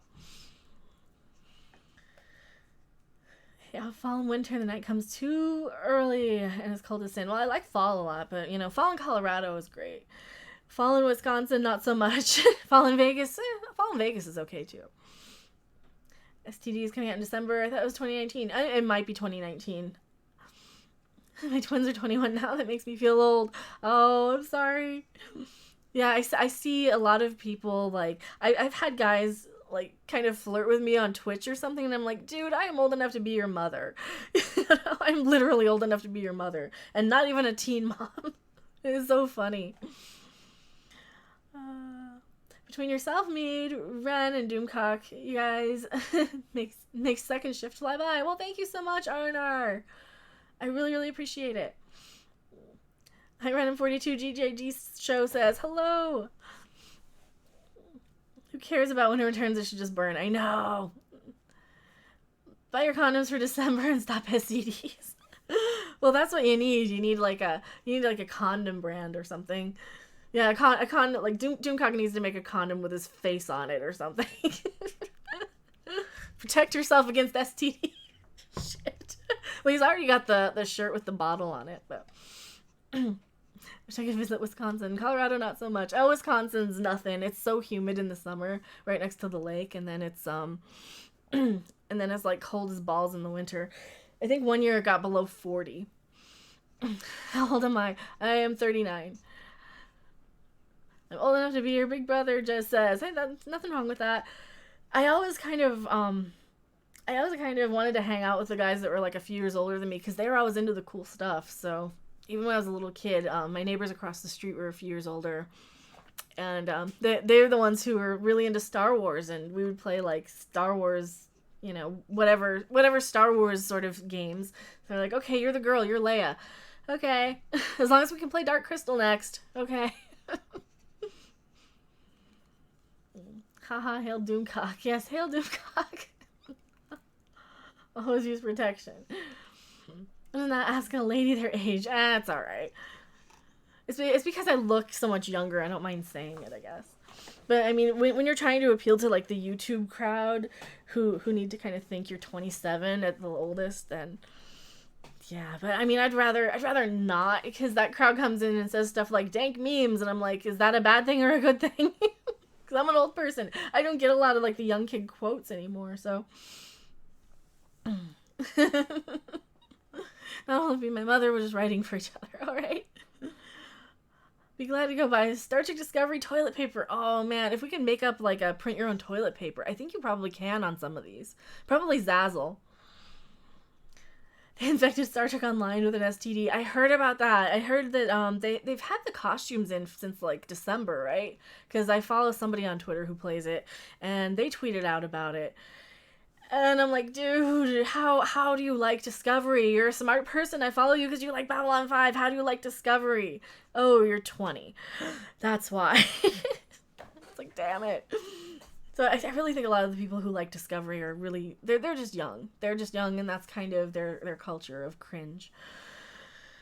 Doomcock condoms, iron class protection against STDs. God, we gotta do that.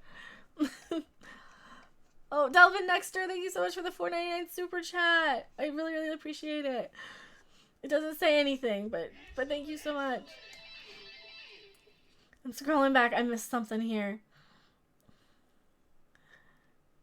You look younger than 39 on camera. Oh, thank you. Oh, that's genetics. That's genetics. It's because I think I'm part French, Irish, German, mostly German, and then Native American. So it's the combination of the genes, I think.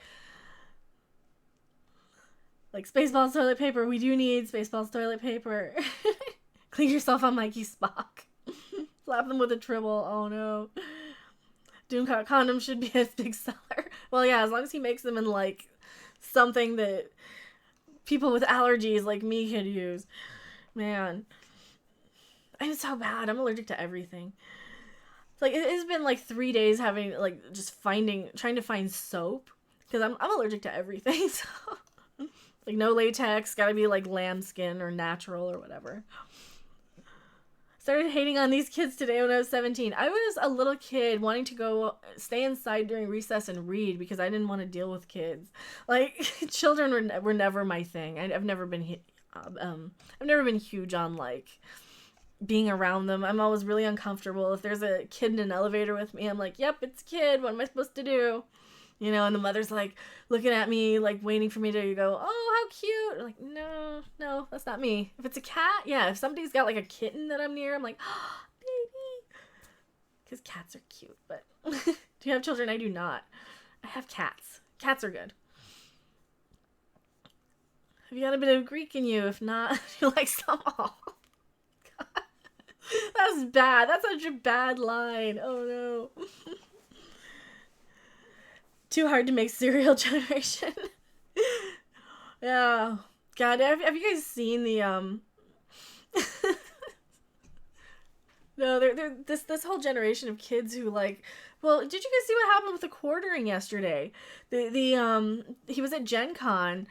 And I know, well, Seraph has talked quite a great deal about Gen Con because he used to run the anime shows for like 17 years at Gen Con. So he worked Gen Con for years and years and years for part of his anime group, Hades Pro. So yeah, I kind of know a little bit about what Gen Con is. It's like a tabletop and roleplay gaming and card game sort of convention. And it's been taking place in Indiana. So the guy, the quartering, he's a YouTuber here who kind of does social commentary stuff, and a lot of my stuff seems really similar to a lot of his stuff. Apparently, now that I'm watching more and more of his stuff, we kind of have similar takes on a lot of things. And he's an anti-SJW sort of YouTuber, and yeah, it's just some guy just out of nowhere asks, you know, he sees him in a bar and he's like, "Hey, are you Jeremy from the quartering?" And just starts beating on him. It's like, dude. What? You know, just some grown toddler with a temper tantrum because somebody broke your little SJW bubble and said, "Hey, you ain't that."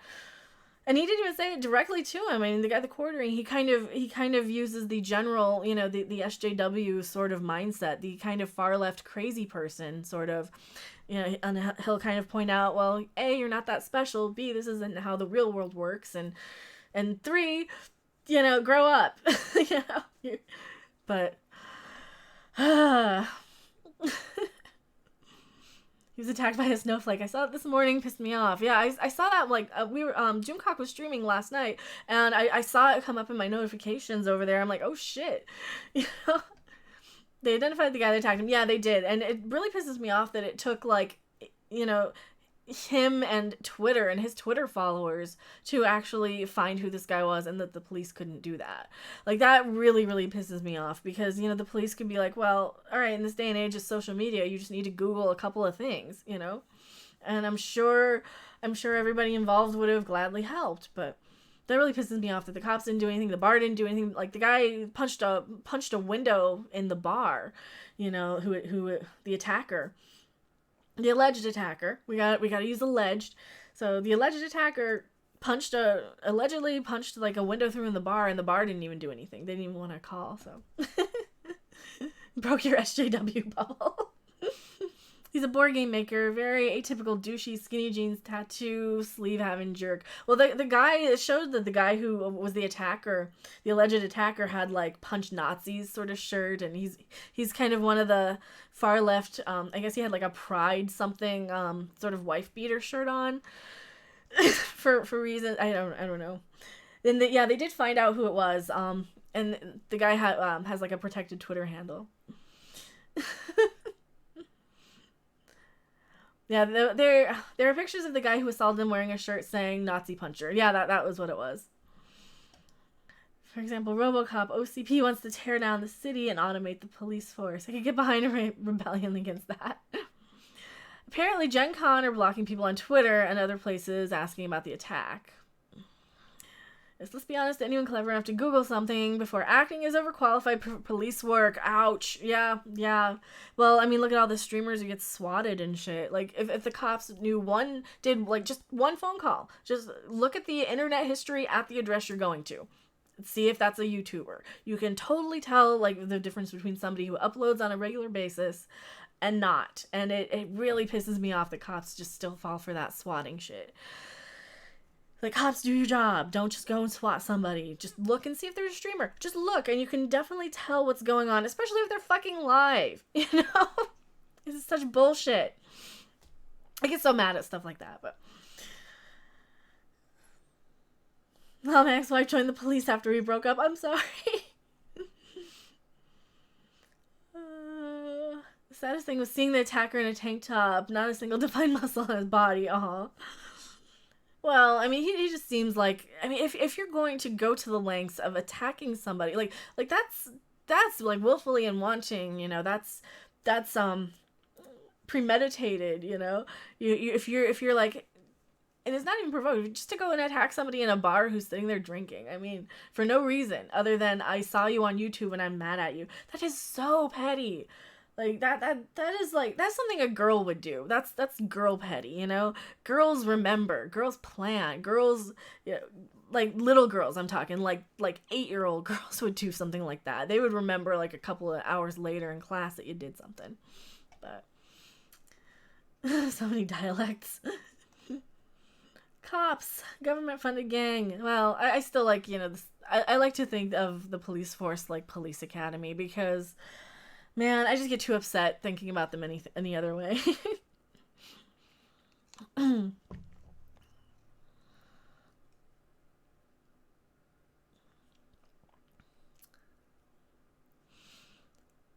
Sadly, the best you can get in a simple assault, fines, and maybe a few days served. Yeah, I mean, well, the damage to public property, damage to personal property. The guy broke headphones and an expensive shirt ripped a shirt. And caused bodily damage, and what Jeremy should do is go to the hospital, get everything treated, ask for compensation for time off from, you know, work or for time reimbursement for the convention. You know, he should go after the convention. He should really get checked out, make sure he's okay, like actually get checked out. So. I go to bars for a drink, not a fight. Yeah, you know, and that's another... Well, I just wish they would legalize pot and not serve alcohol anymore. I'm sorry, but alcohol makes people fight. Pot just makes people fuck, in my opinion, you know? Seriously, like, people don't fight when they're on pot. I wish I could respect Mexican cops. Well, I've heard that, like, Mexican cops in Mexico City... Am I wrong at this? Carjacking is such a problem in Mexico City that the police just don't enforce traffic laws on weekends, like overnight. People just are allowed to drive through red lights and everything else because they don't want to stop for fear of being carjacked. So the police have to kind of go out on Sunday morning to remind people, hey, it's daylight out now. You kind of need to obey the traffic laws again. That's one of the things I've heard. I don't know if that's true. I've been doing it wrong for years then. Pot makes me do the deed, Lord Blue Eye says. Boys punch each other in the face and are playing basketball by next recess. The girls fight with words forever. Oh yeah, girls are once a girl is pissed off at another girl, there is never any coming back from that. I don't think. Like you will always have that in the back of your mind that okay, she said something. She said something shitty. This is why I still have kind of a hatred for like well, Anita Sarkeesian for one. She's been just a bitch for years, but yeah, my voice. I think that like I always feel like I'm not doing enough on YouTube for you guys, and then I remember, oh yeah, I'm like doing 2 videos a day and a stream, and I'm modding 3 chats, and you know, and I'm like setting up my own page. Oh, I do have my own Patreon. My own Patreon is finally here. If you guys do want to join my Patreon, I've got $1, $3, and $8 tiers, I believe. So there should be a tier for everybody, and it's a monthly charge, and it is I would really appreciate it if you guys do want to check out my Patreon. I do want to try and design some merch, you know? Well, one of the things I really want to remember to say is, like, when I'm dealing with people and programmed responses is just, I just want to start putting it out there that I want them to break their programming. Because every time I see a response like, man, baby, or get a girlfriend, get out of your mother's basement, get a boyfriend, you'll never find a man, any of those type of responses, you know, they're just such pre-programmed bullshit responses that don't mean anything. They're just quoted back nothings. So I just want to respond with, you know, break your programming, find a different way of saying it. Don't just recite the same nonsense that you hear from everybody. I mean, catchphrases are great. Catchphrases are amazing. You know, push the button TM is something we can all get behind, right? And every time we like see that shit, we just need to come back at them with break your programming. Something, right? I don't know. If you're gonna ask me, we can ask for love advice. If if you wanna, if you really want it from me.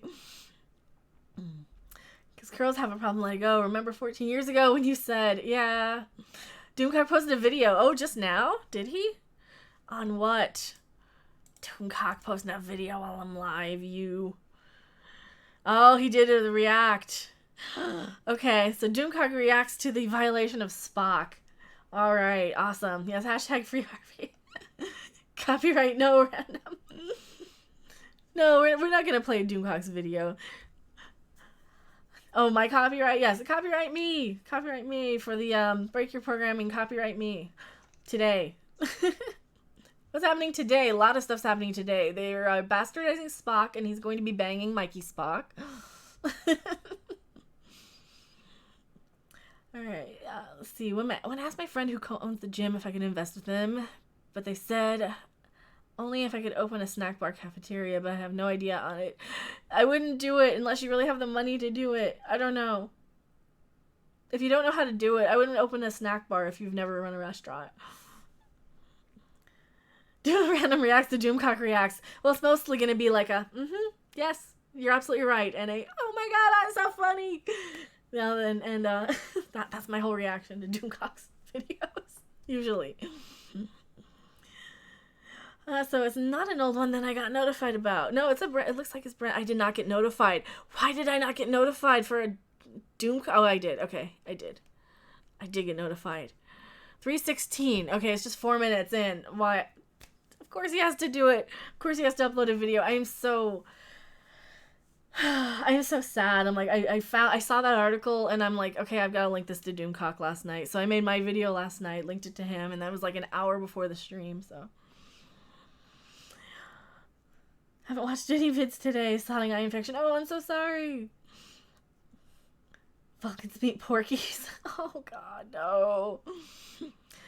So Sarah says, it's too early for Spock's next Ponfar, but maybe they did indeed a little before STD started. I'm sure we'll hear all about it. Oh, Lord. It's probably going to be something like, it was his first Ponfar, and he couldn't go to Sarek about it, so he had to go to her, and they ended up banging. Oh, no.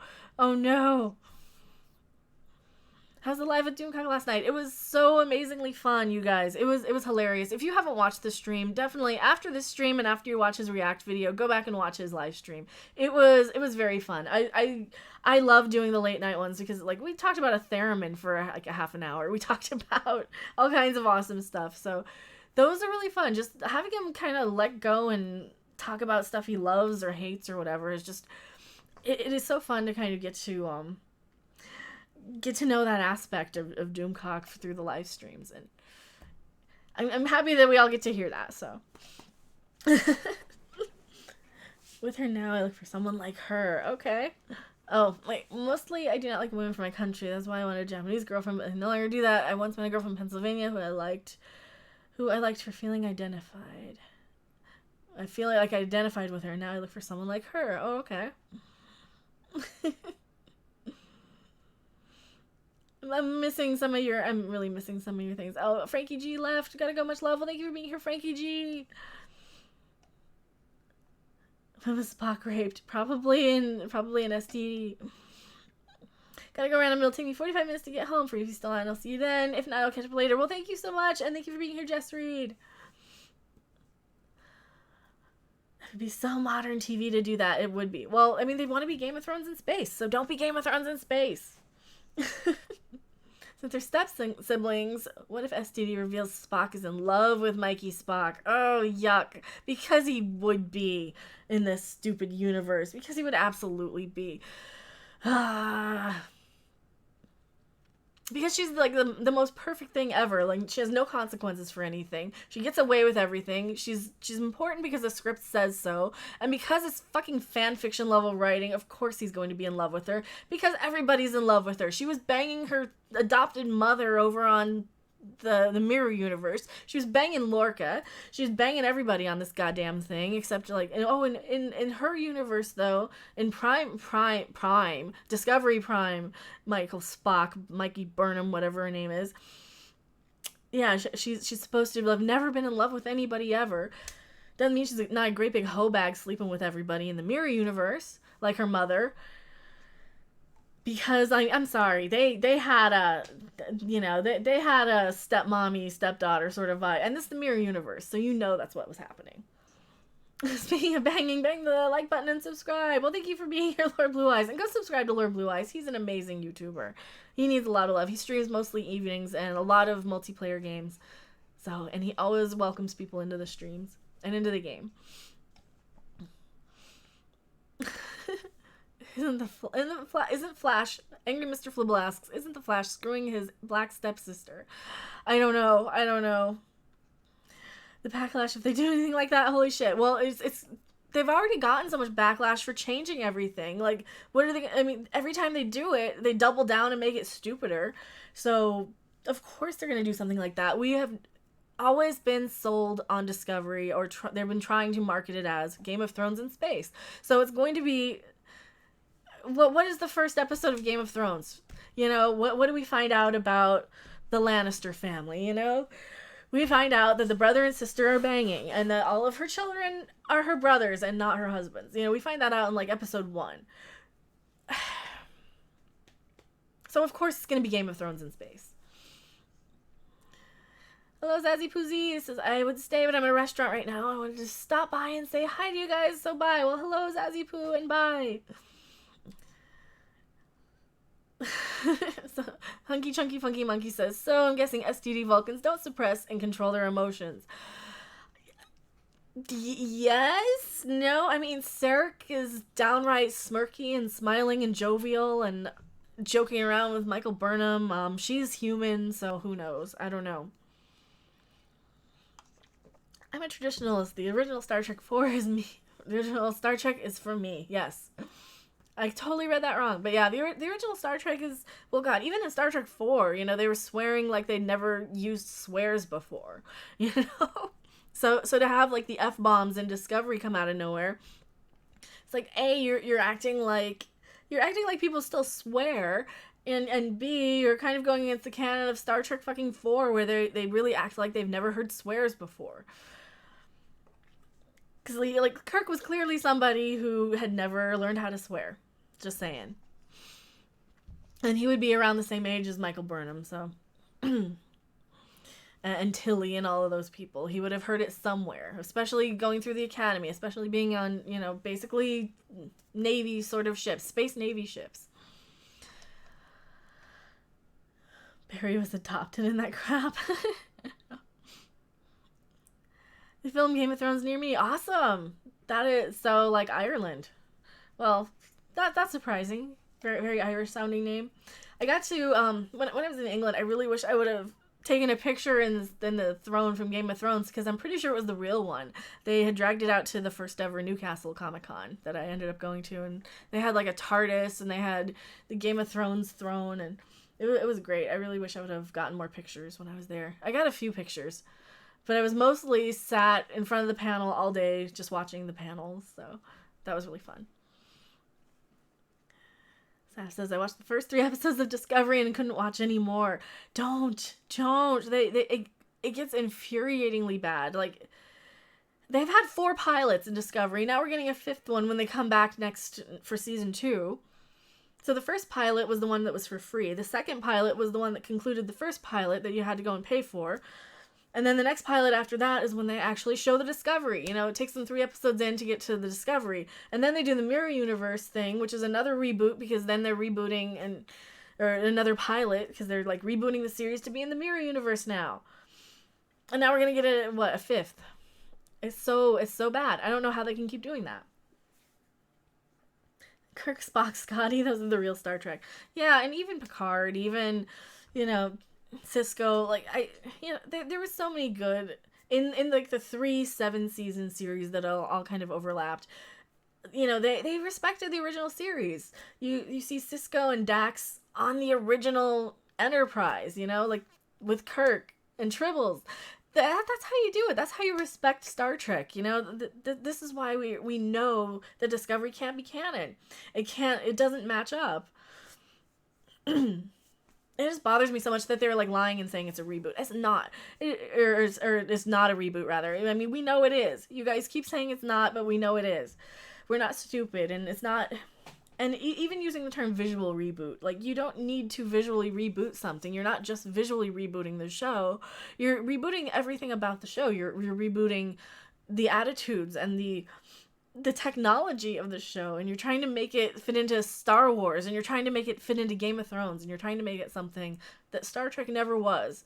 And even in like the 90s and 2000s, Star Trek was still connected to, and it was still its own thing. It wasn't really doing what any of the other shows in the 90s and 2000s were doing, and that's why they stood out. I mean, with the exception of Babylon 5, but Babylon 5 was, you know, its own thing anyway, and it was probably the closest in comparison to, like, Deep Space Nine, but I saw Cleavage joined what's going up.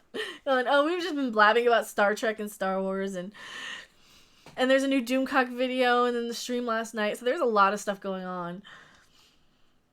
Alright, I gotta go back and make sure. I made it to episode 5 of STD. I couldn't believe how awful it was, Bad Bunny says. Took a bottle of Jack Daniels to get me through the second half of STD. I was getting, like, really into, like, angry eating, and yeah, it was bad. It was bad for my health. I was getting so mad, and I'd be, like, typing really loud away at the keyboard every time I would type about Discovery, and oh, it just made me so mad. This is so bad.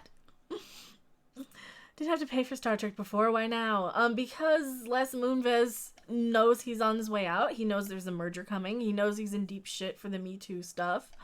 And when executives know that they're about to leave, they do a whole bunch of shit. Like, how do we exploit this? How do we make money? How do we stir up shit? How do we create buzz about our brand? And that's all it is. It is just creating buzz about CBS All Access as a last ditch attempt at getting a huge fat bonus before he's fired. So, I like the Walker class and the ship sets in Discovery. The rest is fairly rubbish. STD does what it says on the tin. Yeah. I've actually not watched STD. I saw what was happening before we released it and everything, and had everything confirmed by the backlash. See, that is exactly why we watch it, so that we can tell you how it is and how bad it is, and you guys can make up your own mind. And there are positive reviews out there, and if you guys do go out and find a good positive review of Discovery, you can usually find no real reason for anybody to like it other than it's Star Trek. I like it because it's Star Trek. I like it because it's got cool visuals. You know, you never hear anyone compliment the writing. Discovery is bad for your blood pressure. It is. Hang less. I don't know. They just need to fire him. You know, just put him next to Kathleen on the trebuchet. I think. I ran, I'm just back to you. At least I'll help get your cat some temptations. Oh, thank you so much, Chris. I really, really appreciate it. Yeah, I have the new Patreon down below, and I don't really know much about how to use it. So if you guys do want to like let me know what you want to see on Patreon and what type of stuff, let me know. And thank you so much. And I think I've got $1, $3, and $5 tiers, or $8 tiers or something. I've got, it should be all really reasonable, you know, because I don't have like membership kits to send out, and I don't know what type of tiers you guys want. And I'm still really new at the changeover, so. Sorry for the cleavage comment. Your personality is why I'm here. You're being pretty is a bonus. Oh, well, thank you. No, I don't take any offense. Like, if I'm gonna be there doing this on a thumbnail, I know I'm getting clicks, so I know what I'm doing. But thank you so much for the super chat, Omar. I really appreciate it, and I didn't take offense to it. Like with something like that, I try not to be one of those women who says, oh well, my eyes are up here. Yes, but your tits are in my face. I mean, if I'm gonna do that, yeah. I know it's gonna get clicks. I'm not above using what I have to get clicks. So, and if I've got to drop Doomcock's name, if I've got to drop like a cleavage pic, I'm not above that, you know. And hopefully, if you know, if that's gonna draw enough people to kind of stick around and actually enjoy my content, then I'm very happy by it, you know. And if it's going to be something where, okay, I clicked and now I want to leave, then that's fine too. And you know, I'm not going to do it on every single video. I'm not going to put my face on every single video too. I'm not going to do that every single time, but every once in a while, you know. Like today, I didn't really know what I would talk about with this JJ story, and I talked a lot about the Star Trek thing last night, and you know, these are just kind of fun hangout streams, but just be you, that's it. Well, thank you so much. Sav says, my head hurts talking about STD. It breaks your brain. The writing is so inconsistent, and well, it's consistently inconsistent. It contradicts itself all the time. It does this thing where it does this thing where it kind of treats the audience like we're stupid, and it does things that are stupid. And they think it's so clever. Like they reference all of these intelligent, philosophical, you know, they have these sort of pseudo-intellectual titles and things and in their episodes. But it's really so much like a dumb person trying to sound smart, I guess is the best way to put it. I kind of get at a loss for words when trying to describe this, but it kind of reminds me of a scene at the end of Birdemic, where they're staring into the ocean, and the dumb guy says to the dumb girl, hey, the birds are flying into the ocean, and we're made of the ocean, and we're all made of water, and so we're all part of the same thing, right? And or some, whatever the quote is. And it just reminded, and my first thought of that was like, oh my god, this is like what a dumb person says to try and sound smart. And that's exactly what Star Trek Discovery does. You know, it's very much this like, we took one Psych 101 class and we're going to recite everything to you because we think we know. And they'll recite it to somebody with like a master's degree. And it's really pathetic to see that. But wise lady, utilize all the assets you can. Well, thank you. Consistently inconsistent. I think so. I hate missing out on my favorite creators' Patreon stuff, but if I do one, I feel like I have to do them all. I just can't afford it, even at the $1 levels. Hell, I've had to do super chats at the moment. Well, thank you so much anyway, though. If you guys don't have anything, just be here. Click on the videos, hit like, share, comment. You know, commenting really helps the algorithm. Watching the ads, turning off ad block. I always have to remember to turn off my ad block when I watch YouTube videos of people I actually want to get the ad revenue from. And if I don't, I'll drop them a super chat every now and then, because I figure, well, if I have ad block on for a month, you're probably only making, you know, a couple of dollars off of me anyway. So, but yeah, it's never expected. I do these. I've been streaming for years, not making anything off of it. So I'm obviously here because I love it. So. Intro is so bad. Oh, the intro to Discovery, it is like, I always describe it as, welcome to Star Trek Discovery, a work in progress, because it's basically just kind of drafts, like drafting table notes of drawings of props that they don't even use. Like, they have, like the TOS communicator, and they're using something completely different in the show or something. Like, they aren't even the right props. And I know if Seraph were here, he would actually know the exact details of which prop they're using, because he's the one who pointed it out. But man, there's so much wrong with Discovery. You can't even like dive into every little thing that is wrong with Discovery. It is so bad. I was so excited. I binged the original Next Gen and Voyager to prepare. Doomcock saved me. Oh no. Oh no. Yeah, hopefully you didn't watch Discovery. Hopefully you knew, okay, I'm going to watch a review first. You saw Doomcock, or you saw Midnight's Edge, or any of us say, yeah, don't watch Discovery. Just don't. Well, even SC reviews. He if you guys probably watch SC, the guy in Australia, he made a video recently I was watching where he went back and rewatched like the first few episodes of Discovery to see if it held up, and he was not happy. I'm like, dude, how did you go back and rewatch this? This is not a good show. I have no friends, so I can't share taking my. Oh, thank you so much, Omar. Thank you so much again. But I mean, like, social media, we're all friends over on Twitter. Need to charge my phone. See you next time. Nice hanging out. Bye bye. Well, thank you so much, Sav. Yeah, I'm probably not going to stream for too much longer anyway today. I do want to watch Doomcock's new video. It's 12 minutes of being angry at Spock being redone. The violation of Mr. Spock. Oh no. Factually bad. It is. The more you think about Discovery, like, the worse it gets, and you can never catch every single mistake and error, and even the mirror universe. Like, so I follow the actress who plays Dr. McKenna on Twitter, and she's at the Star Trek convention in Vegas right now, and she took a picture with the ISS Discovery versus ISS logo, and I cannot look at that logo without thinking, the planet's backwards. Why is the planet backwards?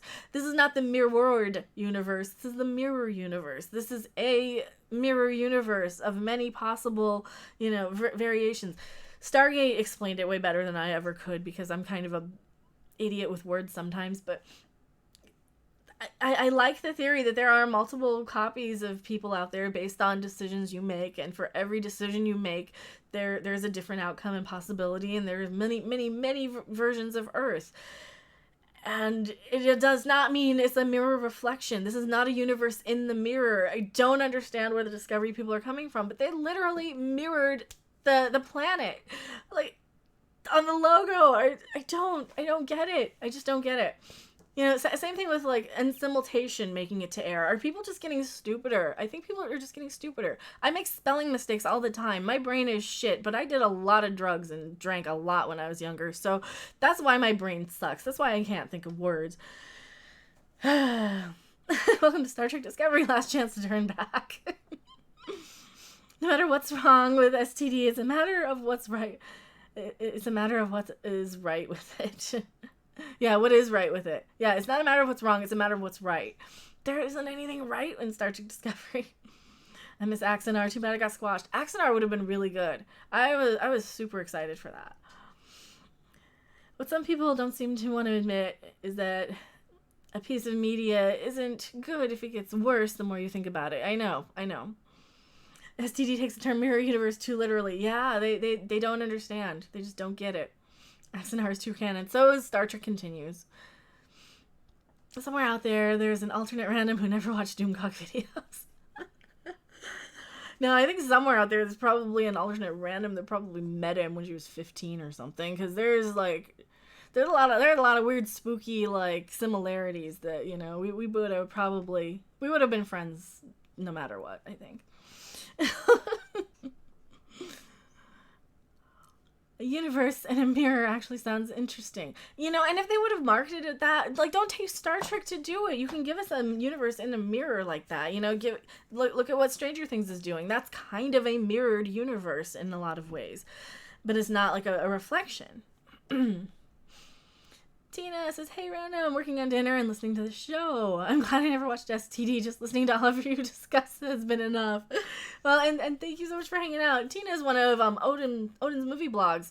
one of his awesome Valkyries over there. So watch Odin's movie blog. He's another good. He's very much in the Star Wars sort of family, and there's a lot of YouTubers I've been watching in this whole family, and a lot of them in the Star Wars camp, a lot of them in the Star Trek camp, and I think I kind of lean more to the Star Trek camp of things because that's what I know more than Star Wars. But there's so many awesome YouTubers out there. Bad Bunny says, you guys voted Donald Duck into the Oval Office. So yes, people are definitely getting stupider. I didn't vote for it. Yes, watch Odin's movie blog. He'll be on at some point tonight. Yeah, and Odin's movie blog streams usually like 8 or 9 at night. He's usually on pretty late after I watch everybody else. So I kind of like to squeeze into this time slot when not a lot of streamers are on. So I think this is a good time of day. What do you guys think? Do you guys like it? I like this time. People are getting stupider. I know it's not a word. It's the dumbing of society. Well, and Devo said it best, where people are just de-evolving. De-evolution is real. I'm absolutely a believer in de-evolution. I think it's absolutely a thing. Derek McManus says, I read a line in a comic once. When an entire planet was in a drop of water on a crashed spaceship, the people live in fear of sunrise destroying their world. Drop of water on a spaceship. Well, that's kind of an interesting premise. Matthew says, where do you think all of this is going? Well, I think that will force a season 3 to stick it to the fans. I think that with the merger, I think a lot of the shows are going to get scrapped. I think CBS All Access is probably going to get revamped at some point with all this the buyouts and mergers and things. So I think CBS All Access is going to get scrapped probably by the end of Discovery's run, maybe even in the middle of Discovery's run. So I don't think we're going to get a season 3 as it is. I think what'll happen is for about a year, maybe they'll talk about a season 3 and it'll never happen, and then we'll wait 5 years and get another reboot. And it's going to suck. It's really going to suck. Should I forget about her? Yes, maybe. I don't know. I'm like the worst person to give relationship advice. I have no idea. I also probably missed half of your chats. So he's on Central Time and he tries not to be on when others are on, but it never works. And I like you being on this time, my late afternoon listen. Well, thank you. Because I know, like, Jeff on World Class Bullshitters is on early mornings, and he's got a great time slot there. And if Doomcock does, like, sometimes afternoons, but, like, late nights, I like Doomcock late night streams. I know he was, probably more concerned than I think I am about those. I really enjoy those, and, you know, you're obviously never going to get it as, like, big as your first stream. You know, your first one is a huge deal. But I think the late night ones are great. I like those because then I can listen in and I don't really have any like if he starts a stream at 11 I can always pop in if I need to. Bill's de-evolution bit. Oh, Bill Hicks's de-evolution bit. Yeah. The late great Bill Hicks. I was a Hicksist until I found Doomcock, I think. This whole stream the other night was incredible. The whole theremin conversation had me. Dude, I have wanted a theremin for so long. I really... Like, they're about $300 for a build-your-own theremin kit over on Amazon, and I just cannot afford one. So I have, like, emulators. I have, like, apps and stuff, so I just can't afford a theremin. I really want one, though. I've got my mini ribbon synthesizers. Good Morning Pop Culture is awesome. I like Good Morning Pop Culture. I'm not awake that early, but I do listen back in the day. And I try and listen back to the High Council, so I try and listen to everybody as much as I can. And there's so much content out there, you just can't listen to all of it. Maybe someone needs to do an overnight sort of stream. But overnight would be like, who would watch overnight? Because, I mean, America wouldn't watch, and England would probably be at work for the day, so who knows? Jess says that I had the pleasure of seeing Bill in 92. Lucky. You are so lucky. I remember seeing him on TV when he was alive still. I do, because I remember the cattle bits, and I remember I hate being so nitpicky, but I remember being pissed that he said George Michaels instead of George Michael. And I was a little shit when I was a kid. So this must have been like 89, 90. So I was like 10 or 11. Listening to Bill Hicks do stand-up comedy when I was 10 or 11 on whatever TV, like HBO or something. Shit. There's how you raise a kid right. Just 10 years old, say, here, listen to Bill Hicks. What's this pussy eating joke bit about? Doesn't matter. You're 12. Doesn't matter. No. Can I have the crack of noon? That is me. I do. Learn to play the sitar. I had a sitar. They're more than four. They're more than one string. You want a sitar? They're only 4. It's evening for me, so it's a good time. Yeah, like in like noon is like 6. So anything past noon, evening to 10. Not this guy. Oh no. I gotta go back. Don't forget, we have Star Trek Discovery short treks to look forward to. Oh god, I totally forgot about those. You're talking about get up at noon. Overnight for the US is daytime in Europe. That is true. So yeah, when people get up early, like, man, I could almost just stay up all night and do YouTube, but I got people in the house that I couldn't really do. If I were quiet, if I get in the microphone like this and just be quiet all night, I think I could probably be okay. I don't know if you guys can hear me though. Was me or did the stream cut out for a few seconds? It might have. At the 2-hour mark, usually it'll buffer. So yes, it probably will buffer. Hello again, Candy Juice. Welcome. We were talking about Bill Hicks and how amazing he was. Man, I really wish I would have been around to see him in person.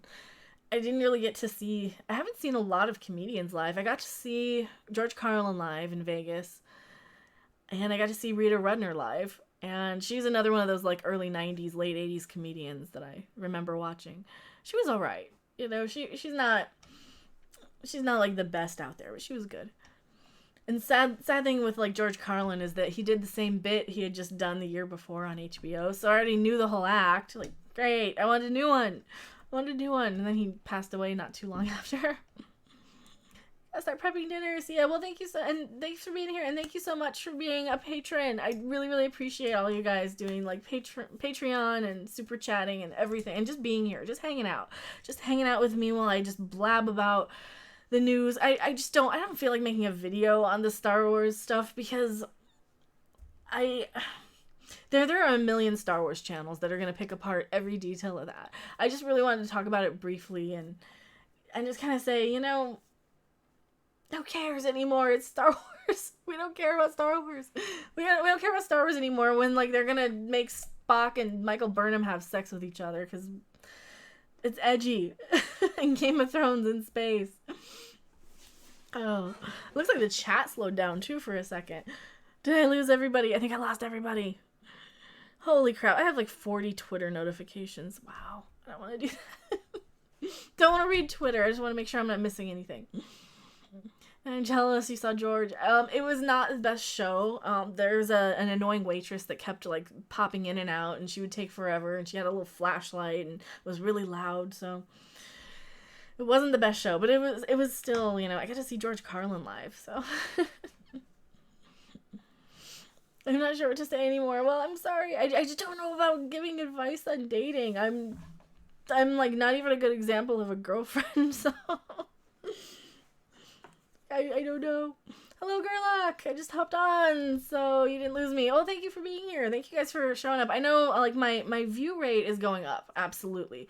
Normally, I would get, like, maybe a 3-minute sort of average viewership of 3 minutes because you'd have a lot of people kind of hop on and off, and for whatever reason, people would just leave because I'm not talking about anything they care about or not playing a game they care about. So I would get a lot of that, and then like now my view time is going up, but like the views are going down. But I think it's all leveling out because like the subscribers are well, how do I put this? The revenue is up and the subscribers are down, but the subscriber being down is fine because we're just kind of losing people who were pissed that I'm not gaming, and I'm really sorry about that. But I don't know how to put that. But Good average 25 watching and 41 likes. Holy crap, do we have 41 likes already? I really try not to count likes, because once you start doing that, then you start obsessing over it. So I don't have that screen up where I can see my likes. I just have my dashboard part up where I can see chat. So I can't see anything, and I can pull up like the super chats if I miss one, but I don't know how many likes we have, but I do see we have 26 watching. So hopefully that's awesome. Yes, dating advice. You must do what you feel is right, of course. Yes. And hello to Tapashki. Tapashki. Hopefully I'm saying your name right. I hope I'm saying your name right.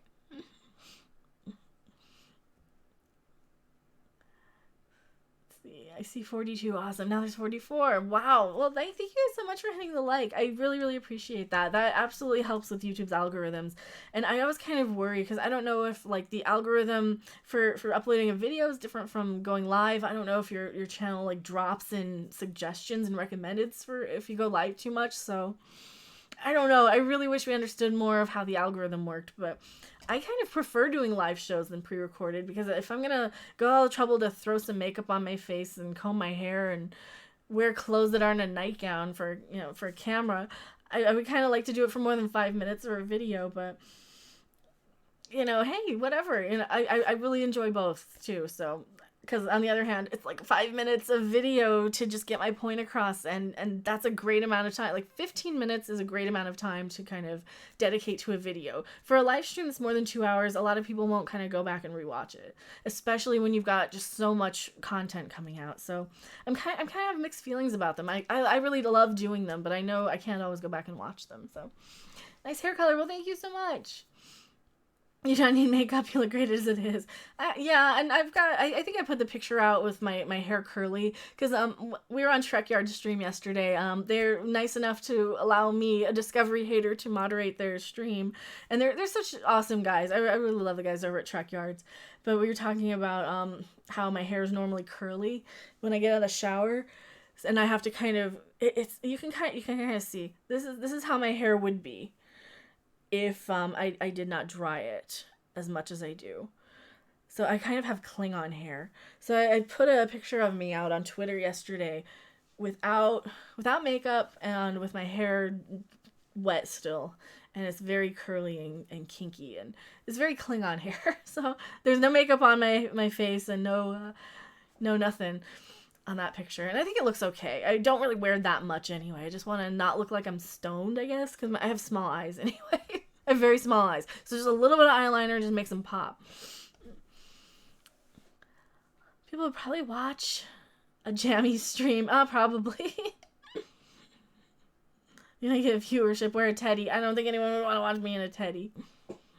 Lady drove past me this morning in her nightgown. In Walmart in America, you always see people in pajama bottoms and nightgowns. It's disgusting. It is so tacky. I'm wearing like knit pants, right? Just like they're kind of exercise sort of pants. They're not yoga pants, but they're kind of just knit pants that are not super tight, and they're just really comfy, and they're elastic waist. And I would not wear these out because I feel like they're lounge wear. It's lounge around the house wear, because you only see me from here up, so you can see like the super see-through low-cut top here, but then you can't see like just lounge pants on the bottom. But if I were to go out, yeah, I would absolutely wear jeans. I don't want to wear pajama bottoms out, and these would even be acceptable. These kind of look like slacks, but man, I don't want to wear pajama bottoms outside. Or like wearing a bathing suit into Walmart. Don't wear a bathing suit into Walmart. People. I am bald, less brother, Derek says.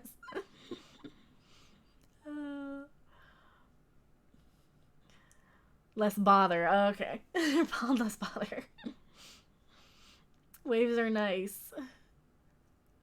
Will you talk about Doctor Who when it returns in a couple of months? Probably. I'll probably watch them. I'll probably make a point to watch the new Doctor Who for at least for a little while, unless it really pisses me off. But I want to like Doctor Who. Damn it! I don't want to dislike Doctor Who too.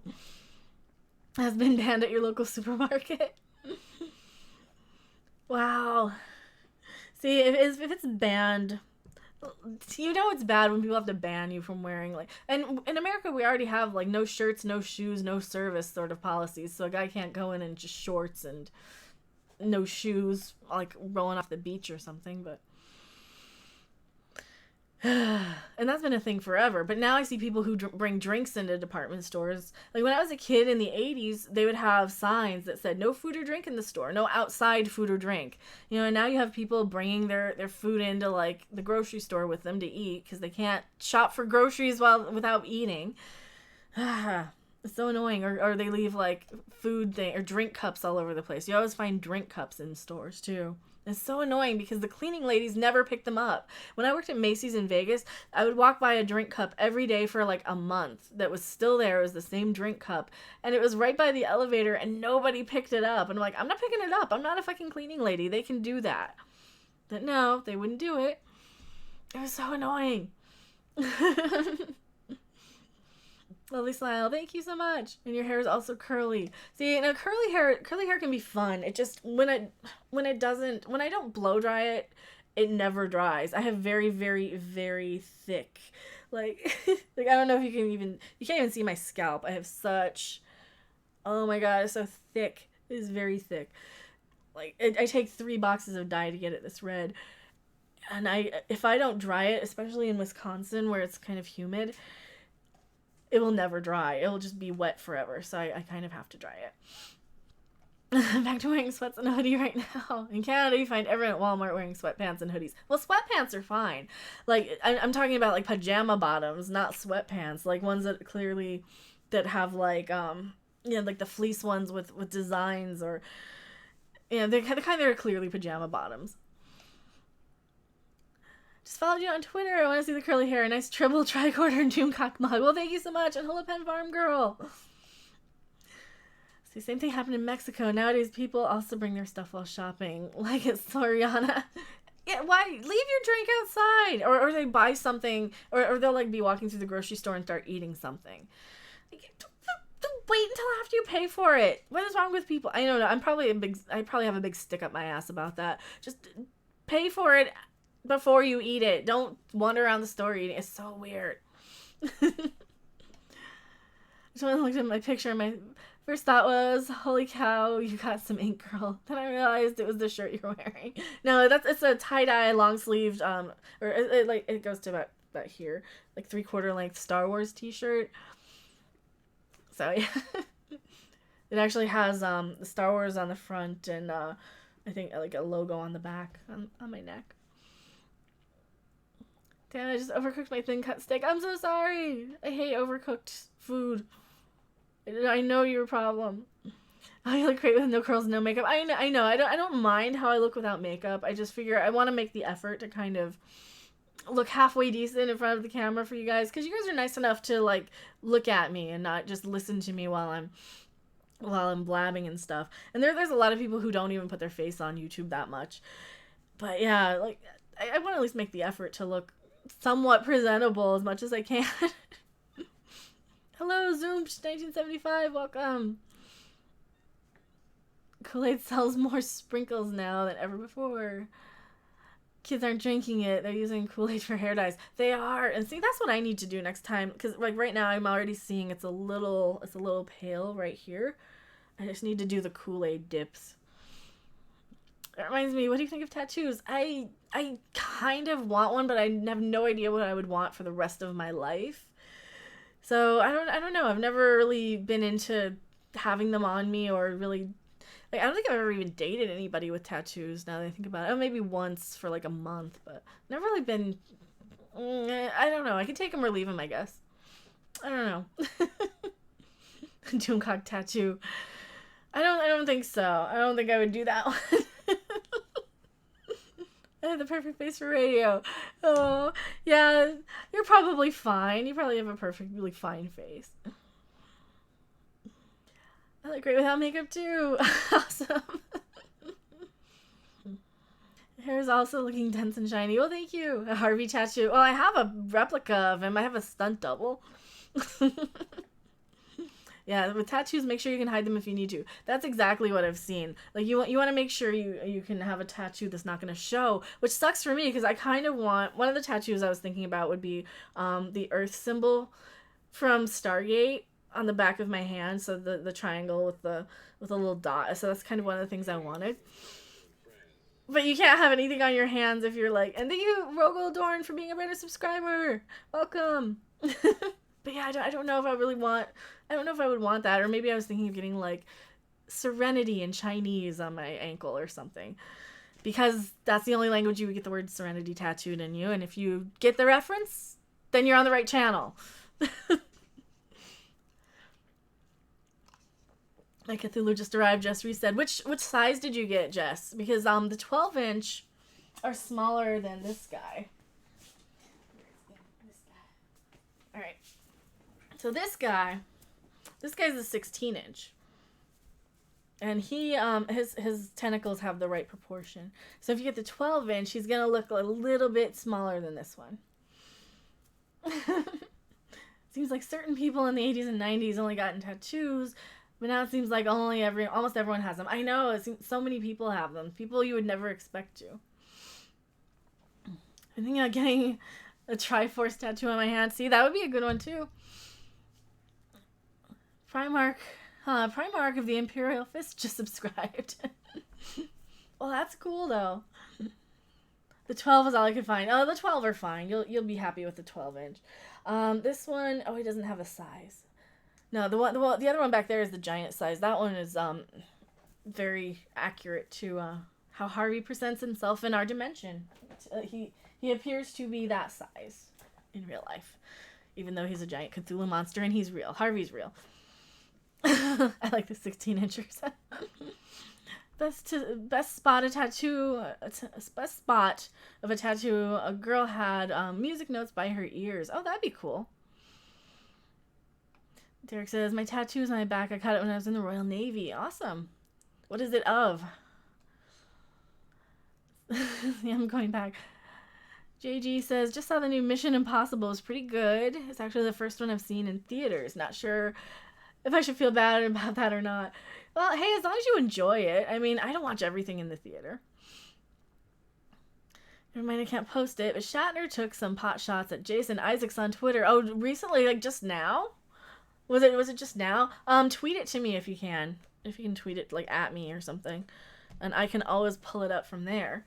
And I can show you if that's a brand new thing. Batman only sailors and convicts will get tattoos, as your father says.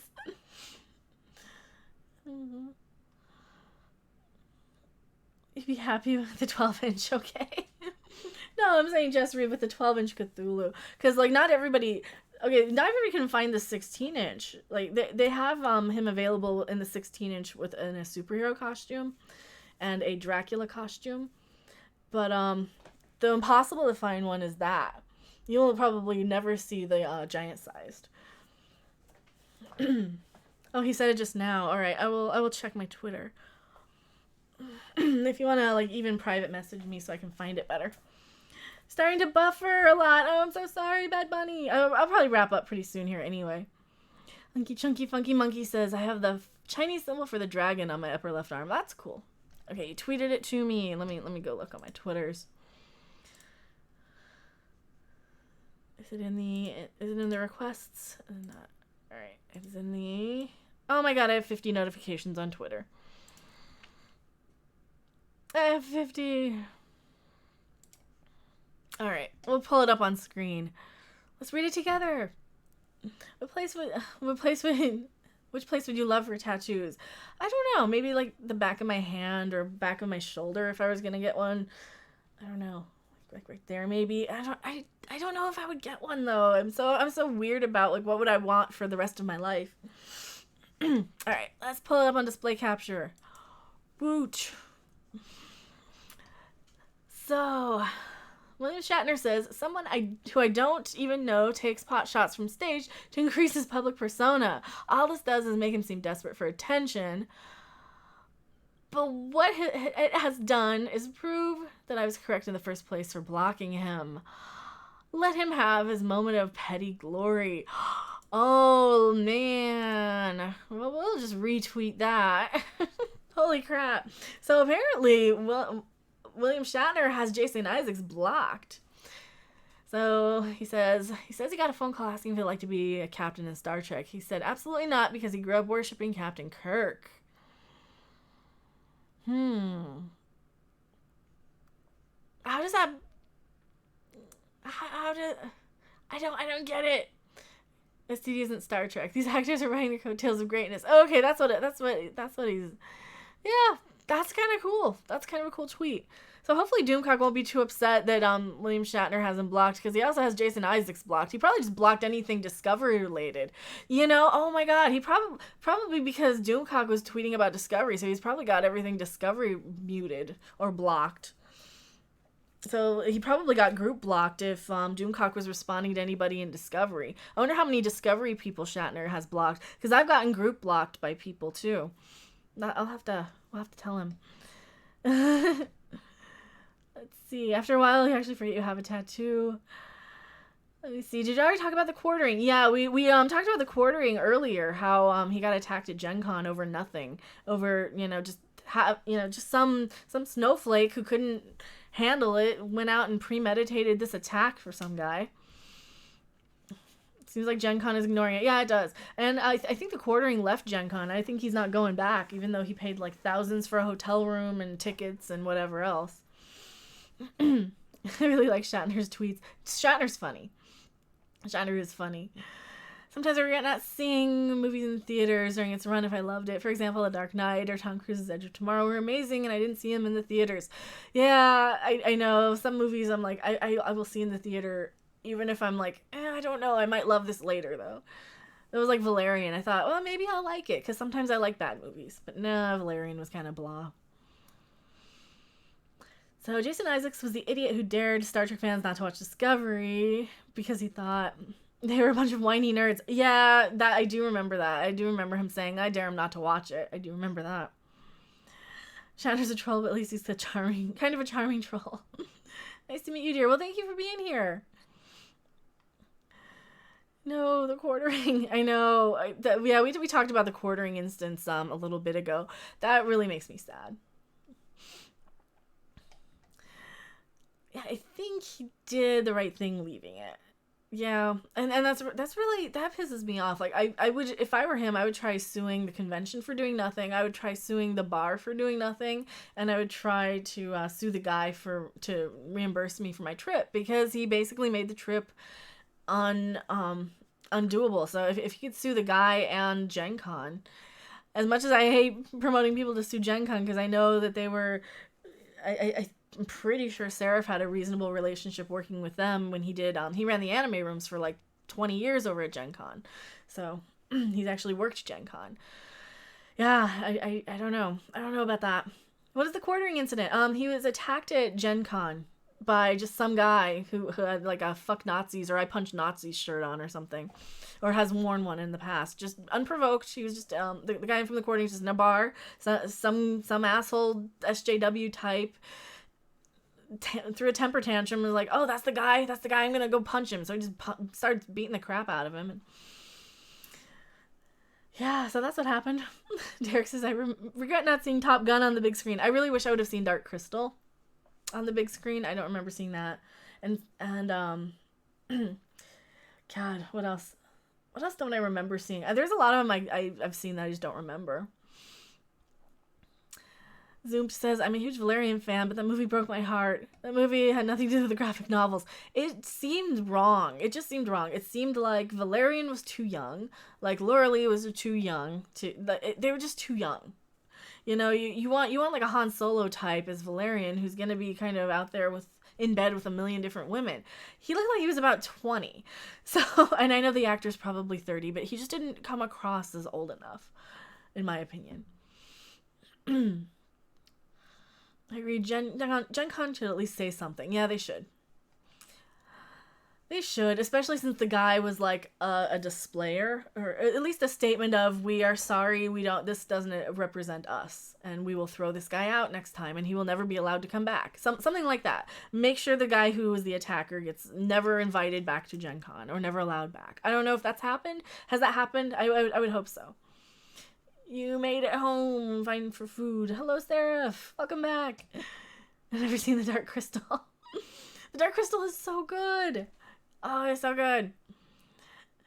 Seems like the term Nazi has increasingly become nebulous. Well, I think it's like the term man baby or basement dweller. We're just like, come on. You know, it's one of those terms. I saw Valerian on Prime a couple months ago for the first time, and it was okay. I would have been upset if I saw it in theaters.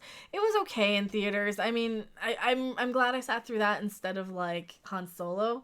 I would have been really bored at Han Solo. So I think Valerian was a better movie than Han Solo. And the Dark Crystal was awesome. Was that on the news side? Yeah, just watch I think Ethan did a good video. Watch Ethan's video on it, or the Quarterings channel. Just go over there. I had my kids watch it, and they loved it as well as the Neverending Story. I was a huge fan of the Neverending Story as a kid, absolutely. I went to look at his Twitter feed for a hair thing earlier, and out of curiosity, I ended up reading the JMS comments on She-Ra as well. Honestly, that was an incredibly reasonable statement from him. JMS is an incredibly reasonable man. He's a good guy. I got nothing but respect for JMS. He's a 40-year-old man. She's about 20. Who's 20? Who's a 40-year-old man versus 20?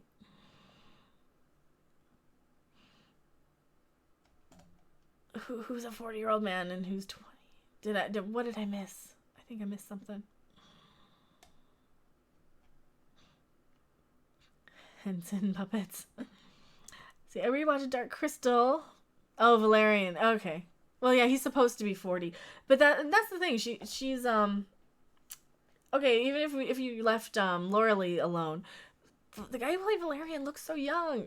He looked way too young to even be playing. Like, if he's supposed to be 40 in the books, I would expect somebody old enough to play 40. I would probably even expect somebody in their mid to late 40s to play 40, to be perfectly honest, you know? God, even like a Johnny Depp sort of age, I don't think would even be that inappropriate. You know, somebody like the age Harrison Ford was, or at least the machismo Harrison Ford was back during Star Wars for Valerian, because that to me seemed exactly the type of that they were going for. They had like a short it was after the Fifth Element. We saw Fifth Element in the theater, and they had like a short sort of documentary about like the making of Valerian before or after that, for whatever re-release of Fifth Element. And you know, they were saying, yeah, he's this kind of womanizing sort of guy, you know, and he's supposed to be this age and this type, and yeah, I really expected him to come across as older as the actor who portrayed him. And the Valerian comics, I haven't read them. Somebody in chat did. Let's see. Dane DeHaan is 32 and looks like he acted 19. Exactly. And hello, Nerdrotic channel. Everybody go subscribe to Nerdrotic if you don't already. They're an awesome channel, part of our YouTube community. And hello, I'm going back and reading the chat here. Rose Tico Enthusiast, hello and welcome. I heard Kara's eyebrows are trying to break out on their own and make a career. Yeah, Cara Delevingne's eyebrows are kind of impressive. It's kind of why I stopped plucking mine a while back. I used to make them a little thinner. I don't think they're bad, though. I think they're fine. Now that I look at them on camera, yeah, they look okay. And we got a lot of Nerdrotic people here. Oh, shucks. Well, you guys know I love your channels. Like, the whole family of all of us here, I think. Man, one of the things I was mentioning to a certain somebody in our YouTube community that I would love to do more comedic sort of podcasts. I want to bring back stuff like the Ricky Gervais show. You know, I want to do that since we have so many like entertainers and so many people with comedy backgrounds and movie business backgrounds in our YouTube channel communities. You know, like just to do something where we have like sort of a free flow podcasty sort of maybe once a month, maybe once a week, something like that, where we can stick it on SoundCloud or iTunes and we can just have something that we record and stick out there to, as sort of an entertainment podcast. And I used Cox and Crundor in the Morning as a good example of it too, because I think like their dynamic works really well for, they both have kind of comedy backgrounds and gaming backgrounds, but they usually talk about stuff like the Maze Runner series or crazy things they see on TV. And I think that type of thing would be absolutely perfect for our community. You know, if we get like a channel where sometimes we talk about like ghost adventures, or sometimes we talk about, you know, ancient aliens, stuff like that, like those type of things we could all have really pretty decent conversations about, because I definitely have a bit of a background in like you know, those sort of, if I don't knock it, in like Eric Von Daniken's sort of stuff. I definitely have a background in that, and I could talk about those type of things too. And I think having a podcast where we discuss stuff in the pop culture world, or maybe just in like the entertainment world that might not be like Star Wars, Star Trek, and TV series, but like might be like obscure TV series, or hey, let's talk about the Twilight Zone for an hour, or let's talk about whatever weird movies we've seen, you know, just sort of a show like that where we can kind of riff off each other and play off each other, because a lot of us have kind of comedy backgrounds, and I think that would be really fun. Lean Chan loves Cox and Crendor, yes. That's a good idea to build a community even more. That's the type of thing I would love to do. Someone just ended a stream. I don't know. Has somebody ended a stream? Did we get a lot of people come over? Did they? Hello, Odin's movie blog. I'm not saying it's aliens. It's aliens. I can't do that. I can't do that. I can't do it. I haven't watched him in so long. If and when I do a YouTube channel, I want to be nobody reviews insert show and a political one called Right Wing Nub Job. But I would have to wait until I'm out of the Air Force. That works. All about ancient aliens. Dude, that type of stuff. I watched all that stuff. That's why I'm like, oh, this is a podcast I'll watch. I don't watch all the shows. So Nerdrotic, if you guys don't know what I'm talking about, they do like, they go live after pretty much every show on television in the comic book and sci-fi sort of genres. So, but they also have topics like ancient aliens sometimes, or just random stuff. So. Don't cross it. Ancient aliens are cool. I love like those type of weird things. Plus, I'm such a weirdo. Sometimes I'll watch like cooking shows. I love stuff like Chopped, and I love stuff like, it's like I can't cook with a crap, and I certainly don't try. I'm never gonna like have a million ingredients on the counter. But man, sometimes I love to watch the cooking shows, and sometimes I love to watch just trash TV like that. MasterChef. I need to catch up. I need to go back and marathon some shit on Hulu. Maybe I'll do that tonight if nobody streams. But of course, if you guys are all streaming tonight, then of course I have to watch you and support you all. So, and thanks so much for hanging out last night with us on Doomcock's stream too. That was a blast. We're trying to get him up to, if you guys don't subscribe to Doomcock, subscribe to Doomcock. We're trying to get him to 8,000 subs. I was trying to last night, but there's so many people who are up like that time of night who already know the word of Doomcock. So. Cooking is easy when you have assistants do all the prep work. Exactly. The Curse of Oak Island full episodes. Chop was the only reality show I watched other than Family Jewels. I never watched Family Jewels. What did I watch? I watched pretty much anything on the Food Network. But I love how chefs say this will take 10 minutes or something that would take a normal person about half an hour. Well, that's because they practice chopping vegetables. They can knock down like an entire chicken in a minute. They can chop like a whole onion in like 3 chops. They know they practice their knife moves. It's kind of like having a guitar player be, you know, like an amateur like myself be handed a guitar and say, hey, play Stairway to Heaven. I've never played it before, but I can try. I know I have some basic guitar skills, but I can try and play Stairway to Heaven. I don't know the notes to it, but and that's kind of like my experience with something like Chopped. Like, here's all these ingredients and techniques that we know, and MasterChef, and they all know all these amazing cooking techniques. I don't know any of them. I know a little bit. Okay, you love the Food Network. You are my idol. We need, maybe I'll get cable sometime. You know, if I can make like $1,000 a month on YouTube, and between YouTube and Patreon, if I could do that, that's kind of the goal. You know, just get like 1,000 a month as a goal, as a minimum. And I think I could really, you know, I could bring back cable. I could start saving up money and move in. I could start paying for a lot more stuff than I do. Maybe even get a cell phone at some point. Man, I'm gonna need one if like we ever get to like conventions and things. I'll probably need a cell phone. Do you watch Forged in Fire? Yes. Oh my God, Forged in Fire. I'm so behind on that. So Sarah told me about Forged in Fire because he watches Man at Arms on YouTube, and he is in love with Ilya on Man of Arms, or Man at Arms, or whatever it's called. And that is like his absolute sort of hero worship crush, right? Is the one Ukrainian, I think he's Ukrainian, sort of swordsmith. So I'm like, hey, Forged in Fire is like Man at Arms. So yeah, and of course, like the Man at Arms guys have been on Forged in Fire too. But yes, I still love MasterChef Australia. Wow, I think I've seen a couple of those. How's Your Father says, to be honest, my personal hell would be TV and nothing but cooking shows, QVC, and religious programming. Oh, I'm so sorry. Well, QVC and religious programming I can definitely agree with.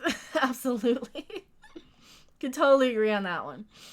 But no, I like the cooking show. I like, it's kind of like the same mentality, or the same sort of ASMR sort of sound, like when Bob Ross paints on a canvas, and just like the brush stroke, I don't think I can. Did that sound horrible? I don't know if I could do that, but this is like a makeup brush, but the brush sound on the canvas is like so soothing and relaxing. And it's the same thing if I'm watching a cooking show with just the chopping of vegetables. Man, and some of the chefs are fun and entertaining, and I picked up a lot for YouTube from like the Next Food Network star, and how people present themselves on that. And always know your point of view, always know what your fan base wants, and it's okay to change your point of view. It's just as long as you stick to it. You know, and the camera presence alone. Some of these people cannot read a script to save their life, and they want to be on Food Network. They can't talk and cook at the same time. They can't interact with chat. They can't do all these things.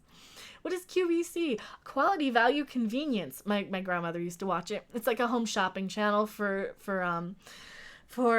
lonely old people who want to call in and talk, and that is their daytime talk show. They're just watching all these crappy products being advertised for a half an hour, and the TV presenters are like, go on and on about how great these products are, and they're always garbage. So yeah, it's just a way to take advantage of old people and make them spend money they don't have. Hello, P. Quillax72. You're new to the stream. Well, thank you for being here, P. Quillax. I hope I'm saying your name right. QVC is bad. My ex-wife loved it. Tina says, my Pluto TV app has an app for all these channels, and one of them show the original Iron Chef from Japan. Ooh, I was watching some of that on YouTube. The Japanese Iron Chef is really cool. The Japanese cooking shows are crazy. They're crazy good. Do you know the old 60s, 70s British TV chef Fanny Craddock? No, I know some of the newer ones. I know like Nigella and Jamie Oliver, and who's the can't cook won't cook guy? Ainsley Harriott. He's one of my favorites. Because Ainsley's on like other shows though. I think they did a Red Dwarf thing with a can't cook won't cook with a cast of Red Dwarf. Would you ever go to SawCon? If people want to get me there, what is SawCon? I don't know what SawCon is. What is SawCon? But I would go if somebody did. Ainsley Harriott is a character. He's funny. She's on YouTube. Check it out. I will. Okay, I added you to Patreon. PayPal's a pain in the arse to deal today. Oh, I'm so sorry. And thank you so much for being a patron. I did finally get off my ass and put a Patreon up. And if you guys ever need me for anything, or remind me, hey, you're supposed to do this for Patreon, let me know. And thank you so much for adding me on Patreon. I really, really appreciate it. I didn't think anybody would join, so that's why I've avoided it for so long. But you guys are so awesome. I really appreciate it. You know, between that and the super chats and the new subscribers and all this awesome stuff. Here I'm like molesting my Stanley Cthulhu plushie. Just because Charlie's a pain in the ass to get to. And he's so huge. Ainsley Harriott was in the Red Dwarf episode. He was. Well, they had him in the extras, where they had the cast of Red Dwarf cooking, and they can't cook at all. Like, they had to make chicken, and it looked raw, and they wouldn't, like, eat it. Or one of them did. I think it was, like, Lister. I think they were in character as Lister and Rimmer, so I think Lister's stuff was just not good, and Rimmer's was because it was one of them. Ainsley isn't a chef, he's a personality. That is true. That is true. I think a lot of these TV chefs are more personality than not. I think the same thing with Nigella. I don't think she's so much of a chef. But, you know, she's an attractive, curvy, top-heavy woman on British television. So, yeah, she's going to get a lot of viewers. Still came here first. I saw that before the real Ghostbusters. Oh, you're talking to somebody else in chat. I've had Ainsley Harriet's couscous. Very nice. Oh, that's cool. Seriously, he ain't no chef. Seriously, watch Kantaro the Sweet Tooth I have no. Let me Google that. I can't pronounce that. It is on next. What is it? Copy. I'm gonna Google it. We're gonna Google. When in doubt, Google. Paste. You can buy it at the supermarket. Well, not here. We don't have like British or Australian food, sadly, here. But talking about the Ghostbusters cartoon with the gorilla. Yes, I used to have them on DVD. They were I bought them for like 18 and sold them for 80, I remember. But no, I used to watch it because that was a continuation of the Forrest Tucker and Larry Storch old thing. Ah, don't make noise. It's gonna make noise. Don't make noise. Mute it. Thank you. Okay, elite publishing sales rep Kentaro wraps up his client and visits in record time. Okay, so this is a Japanese show. To indulge his tastiest of sweets. Is this like a horror thing? Oh man, is this like a League of Gentlemen thing? Maybe? I might have to check it out. I'll leave it up in my browser. Hello, Midnight's Edge After Dark. Welcome. Yeah, we have 28 people watching. Holy crap. It's a Japanese epicness foodie wonder. Okay. I might have to watch that. I like live action Japanese a lot more than animated for sure. But yeah, the real Ghostbusters versus the fake Ghostbusters. Well, the real Ghostbusters were based on the movie. The Filmation Ghostbusters were based on the 70s kids show, the 70s live action kids show. So that was one of the awesome things about Ghostbusters, is that you had like all these different things popping up, and they were all kind of like, looking back, I remember watching the Filmation one way more than the real Ghostbusters, but it was kind of they reused a lot of footage, and it was a lot of reused long footage for someone like me who marathon stuff, or even I'll watch like a couple episodes a day of something, to kind of sit through the very long getting in the car sequence of animation. It was just it's so painful to sit through lately, like as an adult. But I liked the Ghostbusters with his name was Tracy, I believe. The ape was Tracy, and it was the same ape from the live action show. It was supposed to be the same ape, and the live action show ended up like those guys ended up having kids, and then the cartoon was the children, but it was the same ape, from what I remember. It's been a while since I've seen it. The other Ghostbusters cartoon that tried to rip off the real Ghostbusters, despite coming out first, screw those guys. Well, the Filmation Ghostbusters were actually the real Ghostbusters, so. The Groovy Ghoulies. Oh my god, the Groovy Ghoulies. I have a bootleg of Groovy Ghoulies CDs. I should grab them for you. Give me 1 second here. I'm gonna give you something nice to look at. No, I'm gonna give you something nice to look at while I get up and get my Groovy Ghoulies CDs. Where are they? I'm gonna lose everybody in the chat. No.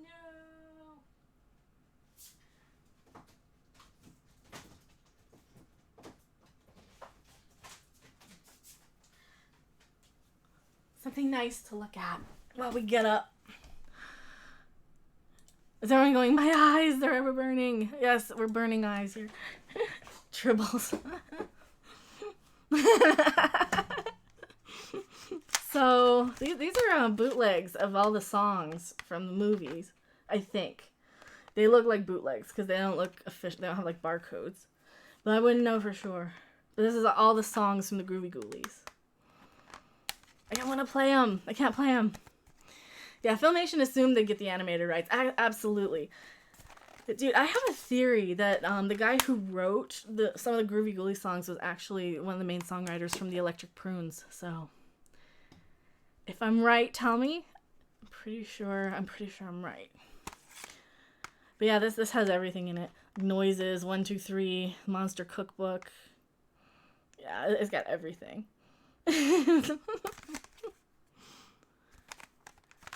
it have any? Oh. That's the inside. Oh, you got Wolfie and Drac and Frankie. I like those. You are right. I am right. It is the same guy. It is the guy from the Electric Prunes. I have all the Electric Prunes albums too. At least up to probably the up to the one before they changed people.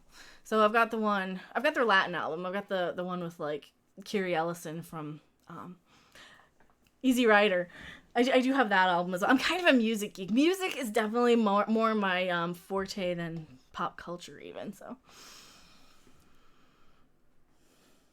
spoiler, I'm gonna trade someone for some political dirt on other people. Says Midnight's Edge After Dark. Oh no. Ooh, bootlegs. No, I have the actual Electric Prunes albums. Later I have to get started on dinner for my kids. I hate ending this stream like when we have like 30 people watching. It is so awesome, but it is probably time to wrap up here pretty soon. Looks like the Fandom Menace is gonna go hard after the guy that assaulted Jeremy on the quartering. Well, as long as they don't attack him personally. As long as they, do the legal thing and call the police on the guy and make sure the guy gets arrested. You don't ever want to go after the guy personally. But, I mean, good job on actually finding them for all the fandom here. You old hippie. Only joking. I am kind of an old hippie, absolutely. I'm so much like that is my area, my biggest area of musical expertise is that late 60s period. I could tell you pretty much anything about Eric Burdon's San Francisco period. I could tell you about the Seeds. I could tell you about the Chocolate Watch Band. I could tell you about 13th Floor Elevators. Yeah, I could tell you about Jefferson Airplane. I could tell you about like every single band. Like I could tell you about every music scene from that era. I could tell you about like the UFO Club in England. I could tell you about everything. Nobody knows. We didn't even have the same taste in music. Awesome. Yeah, that is where my heart goes, I think, with music. Plus metal, plus like Blind Guardian. I love Blind Guardian. I love Devo. I love a lot of different music, but the 60s, like that era. I once paid $300 for an original Quill record. And it was a promotional one because Quill was they played the first day of they're the first band on the second day of Woodstock. They played Saturday on Woodstock. And they're actually really good and they were really odd, so old hippie, young hippie. Yeah, I was about 10 years after Woodstock, so but I remember growing up with like I have the entire box set of Woodstock, as much of them as I can. All these are over here. As everything falls down. Oh no. This is why I do this off camera. Because I'm knocking everything down. Alright. So, of course, for Woodstock stuff, of course you have to have this one. So this has the entire concerts of Johnny Winter, Janis Joplin, Jefferson Airplane, Santana, and Sly and the Family Stone, plus an album that came out in '69 for all of them, and posters and all this good stuff. So this is a pretty awesome box set. So you need that one. Then, of course, you need the entire Jimi Hendrix Woodstock performance. You need the entire Joe Cocker Woodstock performance. I had Ravi Shankar on vinyl. I don't have it anymore. You need the Woodstock Diary to go along with that, so you can get some of it. And, or you could just pirate the whole thing, the whole concert. And then there's this one. This is actually that has the bonus CD in here too, but it's on the inside and I won't open it. It has a couple extra songs because this is the QVC exclusive that had an extra disc. So it's actually a 7 CD box set with everything, but it's cool. You just have the Blu-ray. I've got the I don't have the drum. I needed the drums Blu-ray, but I have the other one that has like the reproduction ticket and the acetate thing, and yeah, I've got the reproduction tickets and everything in the box set, and the Woodstock Diary concert, and there's a couple of extra documentaries that I threw in the box set as well. You bought from QVC? I had to. It was the only place to get the exclusive extra disc. I had to get the QVC one. It was just plain. Oh man. Well, mine's got it's got like a fringe, or like a suede sort of pattern to look like to look like Michael's jacket. So holy crap, Grand Inquisitor, thank you so much for the $5 super chat. It says, hello gorgeous, I'm curious, what color are you gonna dye your hair next? Make a board of bright red. Maybe purple. Maybe like a purpley. I was kind of thinking about doing the very bottom purple. Like fading to that. But or maybe go back to black. I kind of liked it black when I was a teenager, but Pen Farm Girl says, I used to buy Star Trek stuff when QVC had the stars on. Oh, yeah. Say that. That looks cool. Do you like the band? Yes. I do like some of the band. Yes. I have the Tomorrow CD, which was basically guys from Yes, if that's the right group that I'm thinking of. So I have the band Yes's earlier works. Was one of them. So yes, there's nothing wrong with them. No, not SJW purple. We need to bring back the we need to bring back the funky punk rock hair colors. Don't let the SJWs have our hair colors, because like as far as I'm concerned, like I copied it from like some girl I saw in a metal video. So the British group, yes, of course I know who Yes is. But I think if I'm thinking of the right group, the one main guy from Yes, whose name I cannot remember off the top of my head because I'm old, he was in the band Tomorrow before he was in the band Yes. And I can't remember who he is. Reclaim purple hair dye, absolutely. I think a very dark purple would work. That's what I was thinking. Because I look good with darker hair too. My mom actually dragged me to a Yes concert. It was mostly to see Todd Rundgren, though. Oh, there's nothing wrong with that. Yeah, Owner of a Lonely Heart was kind of after the Yes that I kind of... I mean, I remember hearing the song as a kid, so I kind of separate Owner of a Lonely Heart with, like, everything else. But from what I remember, didn't the guy from the Buggles produce Owner of a Lonely Heart? From what I remember. Or he was, like, a member of Yes or something. And I can't remember his name. He was like something Horn, like Philip Horn or something. God, bands. I need to remember. I need to be more on point about music trivia. I used to know so much. Don't go green. I don't think green would work on me either. I think green would be. Ugh. I think purples, reds, blue. I don't think blue would work. I'm too pale for blue. Blacks, dark cherry. I could do a nice dark cherry maybe, like a dark auburn. I might not go funky. I might go like a dark auburn. I want to keep red though. I like red. I remember when funky hair meant punk, not put you in a funk. Yes. Yes, I'm right again. I'm right again about the guy from Yes and then the Buggles guy. Yeah. Well, and one of the keyboard player from the Buggles ended up being the keyboardist in Asia for the song Heat of the Moment. So that's why that song was good. I did not know that. God, I know too much about music. I could be blabbing about music all day. I could absolutely... plum.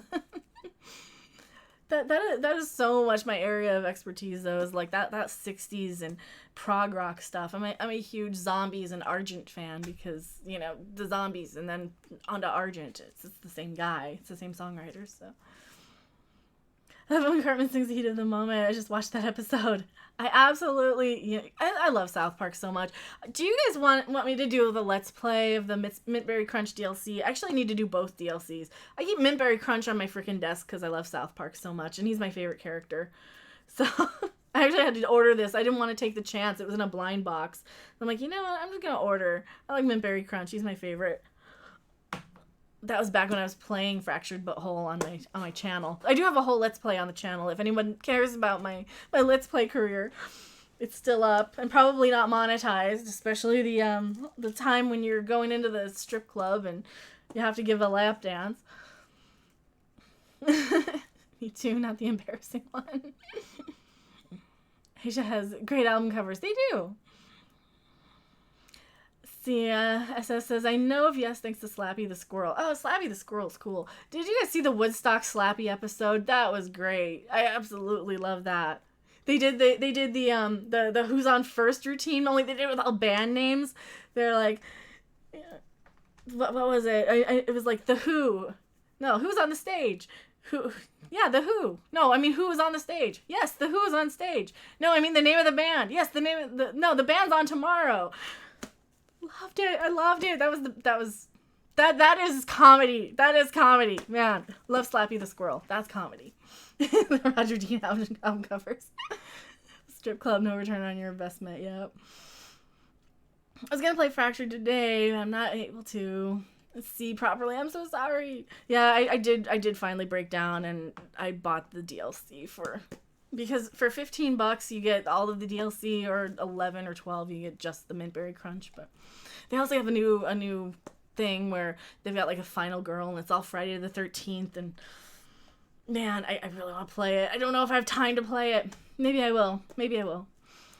Fractured Butthole. Check out Mighty Jingles playthrough of that game. I will. What up, Freakazoid? I got all the Freakazoid. I love Freakazoid. Yeah, they're right there. I've got them all. I had to buy them the second they came out. I never have time to play games. Me too. I like yesterday, between Trek Yard streaming, Midnight's Edge stream, I watched Odin, I watched Geeks and Gamers stream a little bit. I watched a little bit of the High Council. Doomcock streamed, like, and I made 2 videos, so yeah, I was like, I just didn't have time yesterday. I was really wanting to, though. I really wanted to squeeze in a little stream, but then Midnight's Edge went live, so I wanted to play some. But I was gonna do it over on Twitch, but over on Twitch I have to like change out my stream key, and that's kind of a pain in the ass. On sale the other day, 25 for all of it. Awesome. Yeah, 25 for all of it's good. I do have Fractured and Friday on PS4. That sucks if you have Friday the 13th on PS4, because they don't do crossplay. I play everything on Steam. So man, I've got it all on Steam. But I could do Star Trek Bridge Crew on Steam if anyone would like buy it for me, because I don't have money right now. But I would totally play that, because that has crossplay, and I would absolutely try that. And I know that like a lot of people who play it on PS4. Like, I've seen Egotastic Funtime play it a few times. I know Captain Foley's played Star Trek Bridge Crew. I know Tom and Midnight's Edges have talked about playing Bridge Crew. So if I had like a copy of that game, then I could absolutely play with everybody, and that would be a fun stream. That'd be a really fun team up. I was actually trying, I mentioned to Doomcock you should do Let's Plays. I don't know if you saw that message, but I'm like, dude, somebody in your chat last night said you should do Let's Plays. And that would be so easy. He could just stream right from his PlayStation and do silly voices and talk to the NPCs. He would be a natural Let's Player. But Bridge Crew is fun. You need a crew of 3. You do need a crew of 3, at least for best effect. I've seen a little bit of it. How much is Bridge Crew now? I think it's full price. I don't think it's on sale. Don't worry about getting it, sir. Yeah, see, Midnight's Edge says, I have VR Bridge Crew for PS4. Because Seraph has Bridge Crew. And I have watched some of his interactions with Bridge Crew from time to time. Because he has the Oculus Rift set up. So, I'm pointing to the chat. You can't see me point to the chat. I'm pointing to the chat. I'm dumb. So if you see, it'll be over here if you watch it on playback. So Seraph has Bridge Crew, and I've seen him play it from time to time, and it looks hilarious. I was also watching a British guy play Bridge Crew, and it was just insanely hilarious. Like the hand gestures that you see in Bridge Crew when they're like pointing to, oh man, it was hilarious. It was hilarious. I don't know who it was, but he had like a crew member on called Shaboobles, and he kept making jokes of her name. Just very, very insane. I loved it. Okay, the favorite plush toy. My favorite plush toy that I have right now are the ones that I've ever had. Because for a lot of years it was my Tomato, but now I think it's my Harvey. I think my Harvey might be my favorite. Or maybe my Targ. I've had my Targ forever. Longer than I had the Gorn and the Mugatu. But yeah, I really like my Targ. I used to have the Star Trek Experience, like the Klingon teddy bears. They're about this big. They also had a Q1. They had a Borg and a Ferengi. I had all of them except for the Vulcan. I wish I still had it. I really wish I still had them. I had so much Star Trek stuff over the years that I've sold or lost when I moved. No, you can't replace the Devo Tomato. I've never seen another one. I've seen like the squash and I've seen the potato, but I've never seen another tomato. And I do need to eventually pick up those too. You're not a tomato, you're Devo.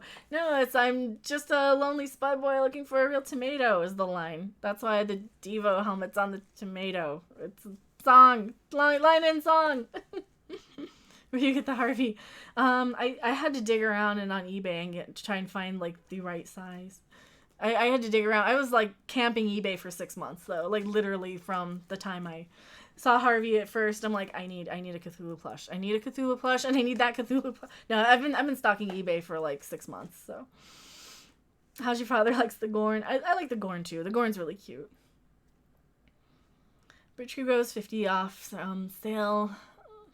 So patience pays off. Yeah, Bridge Crew does go half off. So I'll probably pick it up eventually.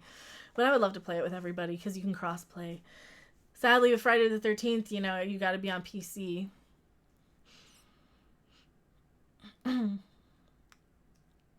Does the tie defy gravity still? I don't know. Maybe, yes? Yes. I don't know. That's under the idea you made Harvey. No, I didn't make him. No, I just found a replica because Harvey sells replicas of himself on eBay without Doomcock's knowledge, I think. So I don't think we're supposed to tell. Okay, I miss using plush characters. I gave up due to my allergies to dust mites. Oh, that sucks. Oh, Dilbert. I don't think I've ever read Dilbert. Are ugly dolls still a thing? I don't know if the ugly dolls still are. I know they have like Living Dead dolls are a big thing.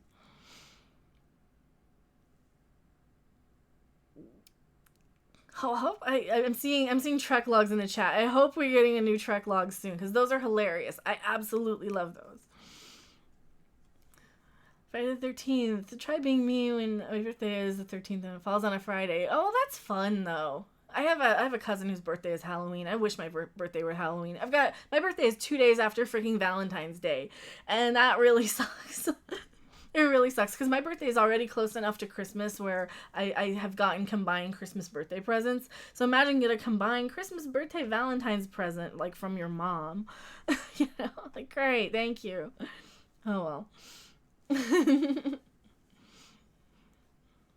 Used to have plushies of Sophia, Alexandra, and Tifa. Oh, from like who is Tifa? Tifa like Cloud and Tifa from Final Fantasy, and Sophia from what is it? The stream just told me to tell us the eBay name. What is it? Oh, I just looked around on eBay for Cthulhu plush. Just look Cthulhu plush, and you should find something. I'm surprised no one ever allowed of that. That was like the first thing I did. I'm like, I want that. I want the Cthulhu plush, and I want the Fez, and I want a complete replica. Queen Latifah. Tifa's from Final Fantasy VII. Awesome. I'm spying on eBay. I need to have social security number on PayPal to buy on eBay. Oh, that sucks. I didn't know you needed a social security number. I thought you just needed a credit card. Found my Cthulhu on Amazon. Yeah, they have the 12-inch ones on Amazon.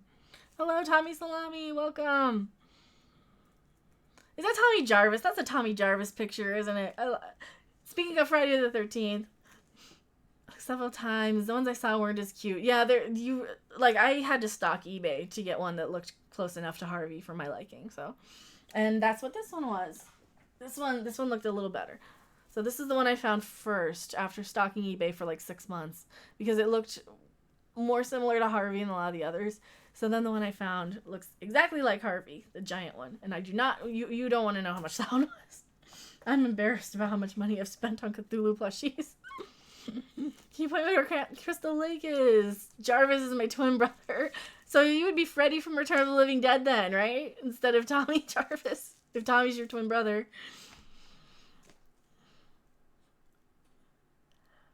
I'm Salami. Remember, I'm Mexican. I have no social security number. Most eBay sellers no longer ship to Mexico. I didn't know that. What companies? Toy Vault. Toy Vault, who makes these. But yeah, I should probably wrap up the stream. My voice is kind of going, and I'm getting a little... It's about dinner time. I probably need to start making something, and... Oh, thank you guys so much for hanging out. I really, really appreciate it. Thank you so much for the new patrons. Thank you so much for all the super chatters, all the wonderful people for hanging out today. Go subscribe to Midnight's Edge After Dark. They are amazing. Go subscribe to Nerdrotic. What's for dinner? Probably leftover chicken fajitas from yesterday, to be honest. But yeah, thank you guys so much for hanging out. It has been really fun. If you guys do want me to do a stream where I play Fractured But Whole, like the DLC, especially the Friday the 13th, the Even Berry Crunch DLC, tell me on Twitter or tell me in the comments, and tell me if you want me to play here or on Twitch too, because I do kind of want to play it. I just need to find time to do it. But yes, I am still live. We are wrapping up right now. Dinner time is bedtime here. Well, good night everybody over in the UK and over across the pond, and good night to, or good afternoon, good evening. Go get dinner. Go have an afternoon snack. Go have tea if you're in the US. I need bridge crew. I do too. I'm sorry I missed the chat. That's okay. You guys can always roll the stream back if you want to spend 3 hours with me again. But thank you guys so much, and I will see you guys on the next stream. Bye!